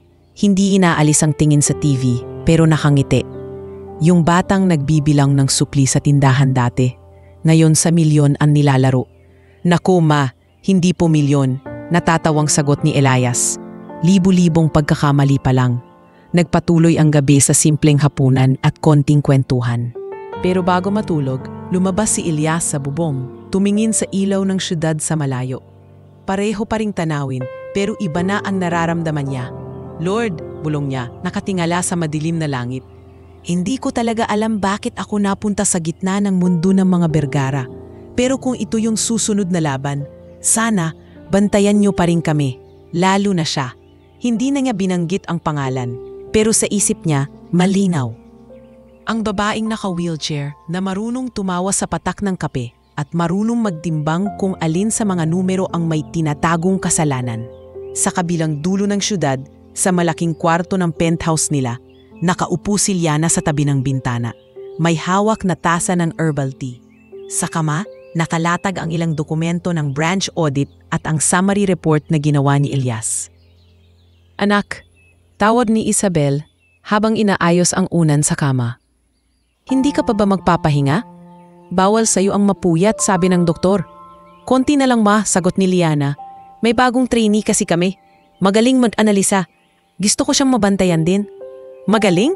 Tanong ni Isabel, napangiti. O may iba pa? Umirap si Liana, pero nakatawa. Ma naman, hindi ako bulag Liana, sagot ng ina. Minsan, may mga taong ibinibigay sa atin ni Lord, hindi para lang sa puso natin, kundi para sa direksyon ng buhay natin. Huwag mong sarhan agad ang pinto. Tumingin si Liana sa dokumentong may maliit na sulat kamay ni Elias sa gilid. Mga simpleng note tungkol sa possible leakage at protect staff if mismanagement from top. Ma, bulong niya, halos sa sarili. May pakiramdam ako na matagal ko na siyang kilala kahit ngayon lang kami nagkakalala. Hindi niya alam kung bakit. Ang alam lang niya, sa unang pagkakataon matapos ang mahabang panahon ng pakikipagbuno sa sakit at dialysis, may bagong tao sa mundo niya na hindi niya siya tinitingnan bilang may sakit na anak ng bilyonaryo, kundi simpleng boss na dapat respetuhin at simpleng empleyado na dapat pagkatiwalaan. At mula sa dalawang magkaibang sulok ng syudad, sabay na huminga ng malalim sina Elias at Liana. Parehong hindi alam na unti-unti nang humahabi ang tadhana ng kwento nila. Sa pagitan ng mga numero, lihim na anomalya, at tahimik na kabutihang nagsimula sa isang desisyong ibinigay na ang isang bahagi ng sarili para sa buhay ng iba. Kinabukasan, bago pa sumikat ng husto ang araw, nasa bus na si Elias papuntang opisina. Sa kandadong zipper ng bag niya, nakasingit ang maliit na notebook na halos hindi na niya mabitawan mula nang madiskubre niya ang leakage sa branch ni Sir Joel. Hindi lang na ito basta numero sa papel. Ngayon, may amoy na itong pamilyar sa kanya. Amoy ng dungis na matagal nang hindi nililinis. Pagdating niya sa lobby, ramdam niya agad ang kakaibang tensyon. May mga staff na nagbubulungan. May iilang sandaling napapatingin sa kanya. Mabilis lang, parang ayaw mahalata. Pre, tawag ni Polo, sumulpot mula sa gilid ng pantry. May dalang paper cup ng kape. May chismis na sa taas. Yung report mo daw kahapon, umabot sa board. Alin? Kunot noong tanong ni Elias. Yung tungkol sa leakage? Oo, sagot ni Polo. At hindi lang leakage ang tawag nila dyan. Sabi ng iba, paninira daw ng bata sa veteranong manager. Alam mo naman, maraming loyal kay Sir Joel. Napabuntong hininga si Elias. Hindi naman ako naninira. Nagtatanong lang ako sa numero. Alam ko yun, sagot ni Polo. Sabay tapik sa balikat niya. Ang problema, hindi lahat sanay na tanungin na ang mga nakasanayan na, lalo na kung kumikita sila doon. Bago pa siya makasagot, lumapit si Rhea, hawak ang tablet. Elias, hinahanap ka ni Miss Liana sa taas, sabi niya. Closed door meeting, ako lang at ikaw ang pinatawag. Bahagyang bumilis ang tibok ng puso ni Elias. Ngayon na? Ngayon na, sagot ni Rhea. Bring your notes. Sa loob ng maliit pero eleganteng meeting room sa top floor, tahimik na nakaupo si Liana sa dulo ng mesa, may hawak na stylus at nakabukas ang laptop. Naka-dark green na blouse siya ngayon, buhok na nakapusod ng maayos, at nasa tabi niya ang isang baso ng tubig. Walang ibang tao sa loob maliban kina Rhea at Elias. Morning, bati ni Liana diretso sa punto. Upo ka, Elias. Umupo siya kaharap nito, maingat na inilapag ang notebook. Pinatawag kita, panimula ni Liana. Hindi para pagalitan ha. Gusto ko lang linawin ang ilang bagay bago ako kumilos. Tumingin siya kay Rhea. Lock the door muna. Nang magsara ang pinto, binalik ni Liana ang tingin kay Elias. yung report mo kahapon tungkol sa QC branch. Sabi niya, diretso ang tono pero hindi malamig. Napansin ko na hindi lang ito isolated sa isang buwan. May pattern sa loob ng halos isang taon. Tama ba? Tumango si Elias. Opo, hindi ako naglagay lahat sa presentation kahapon kasi ayoko pong magkamali nang wala pang sapat na cross-check. Pero ngayong nakumpirma ko na sa logbook at resibo, consistent na po yung discrepancy. Kung may leakage, ani Liana, ibig sabihin may taong kumikita sa loob.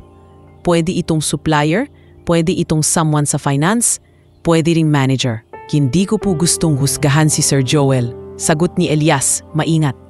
Matagal na po siya sa kumpanya. Pero may nakita po akong mga resibo na pumapabor sa isang supplier na kakaiba. RJM Hospitality Supplies. Hindi po siya nasa main list ng accredited vendors, pero malaki ang kinukuhang volume sa kanila. Nag-type si Liana sa laptop. Lumabas sa screen ang master list ng suppliers. RJM, bulong niya. Wala na sa official list. Rhea? Sinalo ni Rhea ang tanong. Check ko po sa corporate registry kagabi, Liana. Yung RJM, maliit na trading company lang sa Mandaluyong. Pero interesting yung owner. Under the name of Joeline Trading and Services, ang mother company. And guess what? Yung contact person sa SEC file, Joel Magtibay. Nanlamig ang batok ni Elias. Ibig sabihin po, dahan-dahan niyang sabi, pwedeng siya mismo ang may-ari ng supplier na sinisingil ang kumpanya. Sariling branch pa niya. Hindi lang pwede, malamig na sagot ni Liana, pero kontrolado ang boses. Napakalakas ng posibilidad. Sandaling natahimik ang kwarto. Elias, dagdag ni Liana, alam kong panahon na para i-escalate ito kay Papa. Pero bago ko gawin yon, kailangan ko ng mas solid na base. Hindi sapat ang hinala. Ang gusto kong mangyari, bumalik ka sa QC branch. This time, hindi lang bilang trainee. Gustong itang mag-behave as internal auditor, pero low profile. Hindi nila dapat alam na nag-iimbestiga ka. Nanlaki ang mata ni Elias. Liana, hindi pa po ako ganun ka-experienced. Baka po, mas pinagkakatiwalaan kita, putol ni Liana. Dahil wala kang stake sa bulok na sistema. Kung may mali, sasabihin mo. Kung wala, mas kampante ako. Nagtagpo ang mga mata nila. Sa likod ng pagiging boss, ramdam ni Elias ang bigat ng tiwalang ibinibigay sa kanya. Aru-paro at bato sa sikmura ng sabay. Kung natatakot ka, naiintindihan ko, dagdag ni Liana. Pwede akong mag-assign ng iba, pero naisip kong ikaw ang unang nakakita. Karapatan mo ring pagdesisyonan kung lalaban ka hanggang dulo o maghihintay na lang ng resulta galing sa iba. Huminga ng malalim si Elias. Saglit niyang naalala ang dati niyang sarili. Nagbubuhat ng sako, umiwas sa ingay para lang may maipakain sa pamilya. Pero naalala rin niya ang ospital, ang dugong ibinigay niya at ang mga panahong dasal na lang ang hawak niya. Liana, marahan pero buo ang boses niya. Sanay na po ako sa takot, pero mas sanay akong maglinis. Ngayon, hindi na lang sahig yung lilinisin ko. Sige po. Kinabukasan, nagpunta si Elias sa QC branch na parang ordinaryong follow-up lang. Nandoon si Sir Joel, nakangiting puno ng ngipin, pero may kilabot sa likod ng mata. Uy, Elias, bati nito, malakas, halos mayakap pa. Balita ko, pinuri ka ni Miss Liana sa report mo ha. Galing ah. Nahihiya pero alerto si Elias. Sir, magche-check lang po ako ng ilang dokumento. Pinapasilip po ulit yung breakdown ng expenses. Walang problema, sagot ni Joel, sabay tapik sa balikat niya. Medyo mas madiin kaysa sa normal. Dito ka lang, sabihin mo sa staff, huwag kang paalisin hanggang hindi ka satisfied. Family tayo dito, 'di ba? Family ulit ni Elias sa isip, pero iba ang tono. Sa housekeeping office, kinausap na si Mang Bert, ang matandang housekeeper na may bakas ng pagod sa balikat. Mang Bert, mahinahon niyang sabi, ipinakita ang kopya ng ilang resibo. Ito po bang mga delivery na to? Natatanggap niyo talaga ng buo? Yung 50 boxes ng detergent, yung 30 sets ng linen. Umiling si Mang Bert, napakamat sa batok. Elias, sa papeles lang yan ganyan karami. Ang actual, kalahati lang kadalasan dumarating. Kapag nagtatanong kami, ang sagot ng admin, Nasa sentral lang ang isapan. Matagal ko nang pinagdududahan, pero wala akong lakas ng loob magsalita. Bakit po? Tingnan mo paligid, bulong ni Mang Bert. Marami sa staff dito, nakasalalay ang pamilya sa trabahong to. Pag nag-ingay ako, pwedeng masara yung branch. Yung iba, may anak sa kolehiyo, may umiinom ng maintenance. Paano sila? Kaya nga po kailangan masala kung saan talaga nanggagaling mali. Sagot ni Elias, kinokontrol ang boses. Kung may nananamantala sa taas, hindi dapat staff sa baba ang unang mawalan. Nagtinginan sila ng matagal. Sa huli, bumuntong hininga si Mang Bert at tumango. Sige, sabi niya, kung lalaban ka, susuporta ako. Dito, hindi malinis lahat ng kwarto, pero kaya pa nating linisin ang sistema.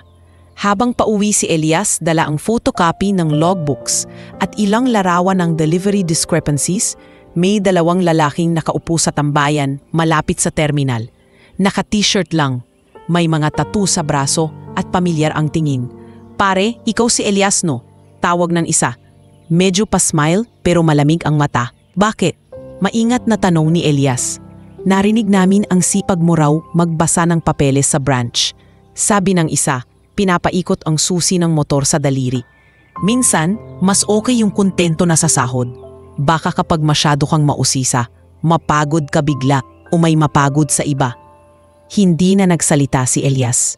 Ramdam niya ang tahimik na banta sa pagitan ng mga salita. Tinandaan niya ang mukha ng mga lalaki pero hindi nagpatumpik-tumpik. Diretso siyang sumakay ng jeep pa uwi. Hinahawakan ng mahigpit ang bag. Sa bahay, nadatnan niya si Polo na nakahiga sa banig, kumakain ng pansit kanton. Pre, para kang binugbog sa mukha. Bungad ni Polo. Anong nangyari? Binuksan ni Elias ang bag. Inilabas ang mga papel. May nalaman na naman ako. At mukhang ayaw nila ng taong naglilinis. Tahimik na nakinig si Polo habang ikinukwento niya ang banta sa labas ng terminal. Pre, seryosong sabi ni Polo pagkatapos. Pwede ka namang umatras. Hindi mo kailangang akuin lahat. Nakatulong ka na sa pamilya mo, sa foundation, kay Liana. Sapat na yun para sa maraming tao. Umiling si Elias, napapikit sandali. Ang problema, pre, nakita ko na. Parang dumi sa sahig. Hindi ako mapakali hanggat hindi ko tinatanggal. E paano kung sa kakal-uniform mo, ikaw ang madulas? Balik ni Polo. Kung madulas man ako, sagot ni Elias, tumingin sa kaibigan. Basta sigurado akong hindi na madadama yung mga walang kasalanan. Sa sulok ng bahay, nakikinig si Nena. Tahimik na naglalatag ng kumot ni Ivy. May luha sa gilid ng mata niya, pero hindi siya nagsalita. Kilala niya ang anak.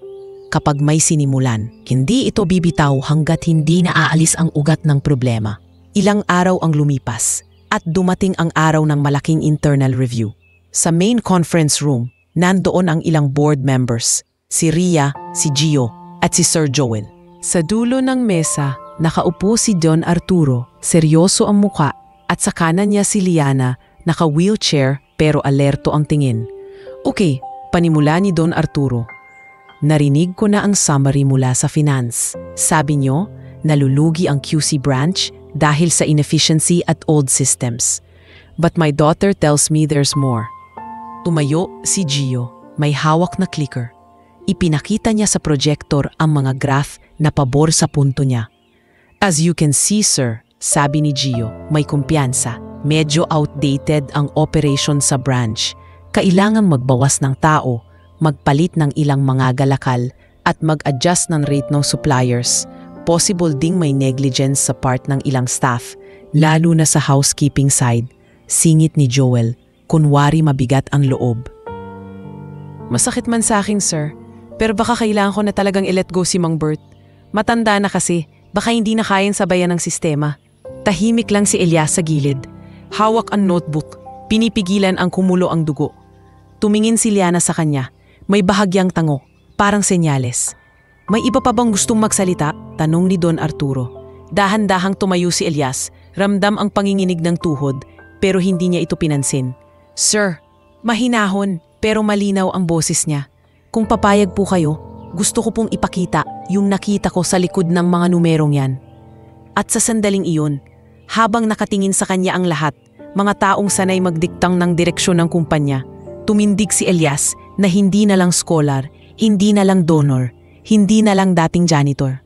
Tumindig siya bilang taong may hawak na katotohanan, handang ilatag ito kahit anong mangyari sa kanya pagkatapos. Nariyan na po sa slide ang summary, sir. Mahinahong sabi ni Elias, pinipigilang manginig ang boses. Pwede ko na pong simulan? Tumango si Don Arturo. Nakasandal sa upuan pero matalim ang tingin. Si Liana naman, nakapwesto sa kanan nito, seryoso ang mukha. Bahagyang nakahawak sa armrest ng wheelchair niya. Go ahead, Elias, sabi ni Liana. Humugot ng malalim na hininga si Elias at pinindot ang clicker. Lumabas sa screen ang comparison chart ng QC branch, occupancy, gastos, at supplier breakdown. Sa unang tingin, sabi niya, tinuturo ang graph. Mukhang nalulugi ang branch dahil sa pagbaba ng kita at pagtaas ng gastos. Pero nang kinumpara ko po, ang actual deliveries at logbook ng housekeeping, iba po ang lumabas. Pinalitan niya ang slide, mga scan copy ng logbook ni Mang Bert, katabi ang resibo. Base po sa records ni Mang Bert, madalas kalahati lang ang dumarating na supplies kumpara sa binabayaran ng branch. Halimbawa sa isang linggo, 50 boxes daw po ng detergent ang binili, pero 20 lang ang naitatala sa stockroom. Yung pirma sa receiving form, hindi tugma sa totoong pirma ni Mang Bert sa ibang buwan. Kumurap-kurap si Joel sa kabilang dulo ng mesa. Elias, putol ni Gio, pilit na nakangiti. Marami namang dahilan kung bakit ganyan ang numero. Minsan late lang maglog ang staff. Hindi ibig sabihin agad na. Inantay ko rin po yan, sir. Sabat ni Elias, diretso ang tingin. Kaya nagsample pa ako ng ibang buwan. Pare-pareho po ang pattern. Lagi pong sobra sa papel, kulang sa aktwal. At iisa lang halos ang supplier na nakikinabang, ang RJM Hospitality Supplies. Pinalitan niya ang slide. Lumabas ang statement of account ni RJM at ilang cheque copy. Ang problema po, dugtong ni Elias. Hindi siya accredited supplier ng Vergara sa main list. Pero sa QC branch, malaki na ang kinikita niya sa loob ng isang taon. Halos triple kasa sa naunang taon, tahimik ang puwarto. Tumingin si Don Arturo kay Rhea. Rhea, yung part mo, sabi niya. Tumayo si Rhea, kinuha ang remote at nagpalit ng slide. Lumabas sa screen ang SEC file ng Jolin Trading and Services. May nakadikit pang zoom sa pangalan ng contact person. Sinunod namin ang lead ni Elias, paliwanag ni Rhea. Nalaman naming si RJM Hospitality ay under ng Jolin Trading and Services. At ayon sa SEC records, ang primary contact person ay si Joel Magtibay. Napatayo ng bahagya si Joel, namutla.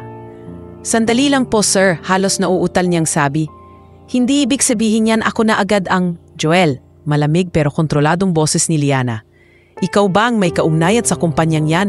Oo o hindi. Business lang yon sa labas. Mabilis na sagot ni Joel, pawis na ang noo.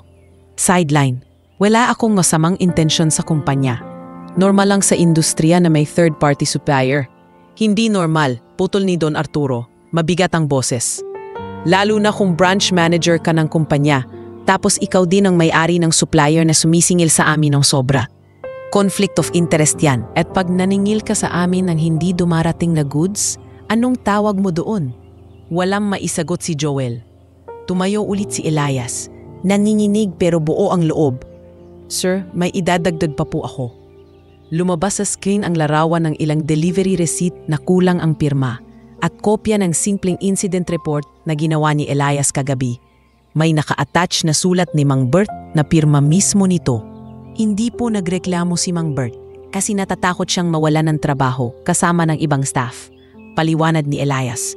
Pero malinaw na po sa kanya, may mali. Hindi po ako pumunta rito para sirain si Sir Joel. Pero ayoko rin pong mga tauhan sa baba ang unang sisihin sa pagkalugi ng branch. Napailing si Joel, desperado. Elias, paano mo nagawa sa akin to? Tinulungan kitang makapasok sa branch. Tinuruan kita.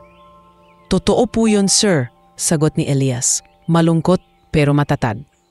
At nagpapasalamat pa rin ako sa inyo. Pero hindi po ako pwedeng pumikit kapag may nakikita na akong mali. Hindi niyo po ako tinuruan maging bulag. Tumahimik ang lahat. Ilang segundo, tanging tiktak ng wall clock ang naririnig. Mabuti pa, tumigil muna tayo sa drama. Singit ni Liana, pero nadliliyab ang mga mata. Tito Jun, pakiplay. May isang IT staff na nasa gilid. Pinindot ang isang file sa laptop. Lumabas sa screen ang CCTV stills mula sa likod ng building ng QC branch. Si Joel, nakikipagkamay sa dalawang lalaking nakita na ni Elias sa terminal. Iyong mga nagbanta sa kanya. Nakuha namin yan sa security cam ng katabing establishment. Paliwanag ni Liana. Pareho ng plate number ng motor na inireport ni Elias kay Rhea. Nagkita kayo bago siya sinabihang wag na siyang makialam sa papeles. Tama? Nanlamig si Elias. Hindi niya alam na pinatrace pa yon ni Liana. Joel, mabigat na tanong ni Don Arturo. Ikaw ba ang nagpadala sa mga lalaking yon para takutin ang trainee ko? Hindi ko sila inutusan na takutin. Halos pasigaw na sagot ni Joel. Nanginginig. Sinabi ko lang nakausapin. Baka pwedeng tumigil na siya sa kakacheck. Kasi, Sir, nauuna na siyang manghinala kaysa sa mga taong matagal na sa kumpanya. Kung wala kang tinatago, malumanay pero nanunuot na sabi ni Don Arturo. Hindi mo kailangang patahimikin ang nagtatanong. At doon, tuluyang gumuho si Joel. Napaupo siya, napahawak sa muka, at nagsimulang umiyak. Sir, kailangan ko lang pong mabuhay ang pamilya ko. Hikbi niya. Inalok ako ng supplier, maliit lang sa una. Tapos nasanay na. Nasa taas naman daw kayo. Hindi niyo na mapapansin. Ginawa ko lang po kung anong ginagawa ng iba sa industriya. Walang pakialam ang konsensya ko sa ginagawa ng iba. Putol ni Don Arturo. Ang tanong, ginawa mo ba to sa kumpanya na nagtiwala sa'yo? Oo o hindi? Tumango si Joel, luhaan. Oo sir. Tahimik si Elias. Sa kabila ng galit, may bahagyang awa siyang naramdaman sa manager. Pero hindi sapat para itikit ang mata sa ginawa nito. Liana, sabat ni Don Arturo. Anong rekomendasyon mo? Huminga ng malalim si Liana. Tiningnan si Joel, tapos si Elias. Una, sabi niya, tanggal si Mr. Joel Magtibay sa lahat ng posisyon sa kumpanya. Effective immediately. Ire-refer ang kaso sa legal team para sa tamang proseso. Kung dapat bang umabot sa demanda, sila na ang hahawak. Pangalawa, full audit sa lahat ng branches para siguraduhing wala nang kagaya nito. Pangatlo, ma'am, tanong ni isang board member. Tiyakin na walang madedemot o matatanggal na rank and file staff nang walang malinaw na basehan, dagdag ni Liana. Hindi sila dapat unang sumalo sa kasalanan ng nasa taas. Si Mang Bert at ang housekeeping team ilalagay sa probisyon na protected pending audit. Tumingin siya kay Elias. At pang-apat, formal commendation kay Elias Mercado for integrity and initiative. Effective agad, ilalagay siya sa special projects team under sa akin. Gusto kong siya ang kasama ko sa mga susunod na internal review. Namula si Elias tarang hindi alam kung saan titingin. Ma'am, Liana, sobra na po yun, pautal niyang sabi. Hindi pa, sabat ni Don Arturo. Kulitin pa natin siya. Nagtinginan ang lahat sa kanya. Elias, sabi ni Don Arturo, nakatingin ng diretsyo sa binata. Ilang beses mo nang pinili ang tama kahit pwedeng umiwas. Una sa ospital, na yun sa kumpanya. Matagal ko nang gustong sabihin ito ng harapan. Ngayon ko nagagawin. Tumingin siya kay Liana. Saka muling bumalik ang tingin kay Elias. Hindi ko alam kung naikwento na ni Rhea sa'yo, dugtong niya. Pero hindi ka lang scholar ng foundation. Ikaw ang nag-donate ng kidney sa anak ko. Parang may sumabog na tahimik sa gitna ng kwarto. Nanlaki ang mata ni Liana. Napakapit sa armrest ng wheelchair. Nanlalanig ang mukha. Mahina niyang sabi. Siya? Tumango si Don Arturo. Oo anak. Siya yung binatang pumayag magpadugo, magpaopera at humiling na wag nang malaman ng pamilya mo ang pangalan niya. Pero hindi ko kayang hayaan na tumulong ka sa buhay namin ng ganoon kalaki. Tapos mag-isa mong harapin ang mga panganib sa loob ng kumpanya. Napako ang tingin ni Liana kay Elias. Hindi makapagsalita si Elias. Pakiramdam niya, bumalik siya sa operating room. Pero ngayon, puso naman niya ang binubuksan. Elias, nanginginig na boses ni Liana, may luha na sa gilid ng mata. Ikaw? Wala po akong ginawang heroism. Halos pabulong na sabi ni Elias. Hindi makatingin ng diretsyo. Nagpa-test lang po ako. Nagkataon na match. Tapos, hindi ko na rin po kayang makitang may pamilyang mawawala ng mahal sa buhay dahil lang sa wala ng donor. Lumapit si Liana, pinaandar ang wheelchair niya pasulong. Huminto siya sa harap ni Elias. Sa harap ng buong board, hindi niya kinahiya ang luha. Kung hindi dahil sa'yo, sabi niya, wala na siguro ako ngayon dito. Hindi ko na sana nakita si Papa na ganito ulit ka-focus sa trabaho. Si Mama na hindi umiiyak sa ospital. At yung mga taong nandito ngayon, paano kita pasasalamatan ng tama? Umiling si Elias, huminga ng malalim. Liana, maayos ka na po. Nakapagtrabaho ka na ulit. Nakakatulong ka sa maraming tao. Yun na po ang pasasalamat. Wala na po akong hihingin. Dapat kami na ang magbigay, sabat ni Don Arturo. Tumingin siya sa buong board. Simula ngayon, gusto kong ilagay sa record na ang scholarship ni Elias ay extended. Hindi lang hanggang degree. Kung gusto pa niyang mag-aral para sa mas mataas na level, master's, special training abroad, sagot ng kumpanya. At hindi na siya ituturing na simpleng trainee. Gagawin natin siyang bahagi ng leadership pipeline. May ilang nag-angat ng kilay pero walang kumontra. At hindi lang yun, dagdag ni Don Arturo. Ang pamilya niya, si Nanay Nena, si Ivy, papasok sa healthcare program ng kumpanya. Wala nang mangyayaring kulang sa gamot dahil kulang sa pera. Kung may emergency, diretso sila sa partner hospitals natin. Halos hindi makapaniwala si Elias. Naalala niya ang gabing, halos hindi siya makabili ng gamot ni Nena. Ang panahong nakikiusap siya sa butika para pautangin. Sir, Don Arturo, sobra na po to. Garalgal ang boses niya. Hindi ko po ito ginawa para sa kapalit. Alam ko, mahinahon na sagot ni Don Arturo. Kaya karapat dapat. Tumingin si Liana sa kanya. Bahagyang ngumiti sa gitna ng luha. May isa pa kaming pakiusap, dagdag niya. Wala itong kinalaman sa kontrata o benepisyo. Tumaas ang kilay ni Elias. Nagkatinginan sila. Pumunta ka sa bahay mamayang gabi, sabi ni Liana. Maghapunan ka kasama namin. Hindi bilang empleyado. Bilang taong binigyan kami ng isa pang pagkakataon sa buhay. Sandaling nagbalik sa isip ni Elias ang maliit nilang hapag sa barong-barong. Ang simpleng sardinas at tuyo. Ngayon, iimbitahin siyang makisalo sa hapag ng pamilyang dati tinitingala lang niya sa balita. Huminga siya ng malalim. Ramdam ang bigat pero may halong saya. Kung yan po ang gusto nyo, pupunta po ako. Sa mga sumunod na taon, unti-unting gumaan ang buhay nila. Si Nena, nasa regular check-up na lang, hindi na sa ER. Si Ivy nakapag-enroll sa mas maayos na eskwela, nakascholar pa sa programa ng foundation. Si Elias, patuloy na umaakyat sa loob ng Vergara Group, hindi dahil sa awa, kundi dahil sa sipag at tiwalang ibinigay sa kanya. At tuwing sasagi sa isip niya ang araw na pinirmahan niya ang consent form sa ospital, naaalala niya. Hindi niya alam noon kung sino ang maililigtas niya. Hindi niya alam na anak pala iyon ng bilyonaryo. Pero ang mas malaki pa ron, hindi niya alam na sa pagbigay niya ng isang bahagi ng katawan niya, babalik sa kanya hindi lang pera, diploma o posisyon, kundi isang bagong pamilya, bagong direksyon at isang babaeng unti-unti niyang mamahalin, hindi bilang anak ng amo, kundi bilang taong pareho rin niyang binigyan ng pangalawang buhay.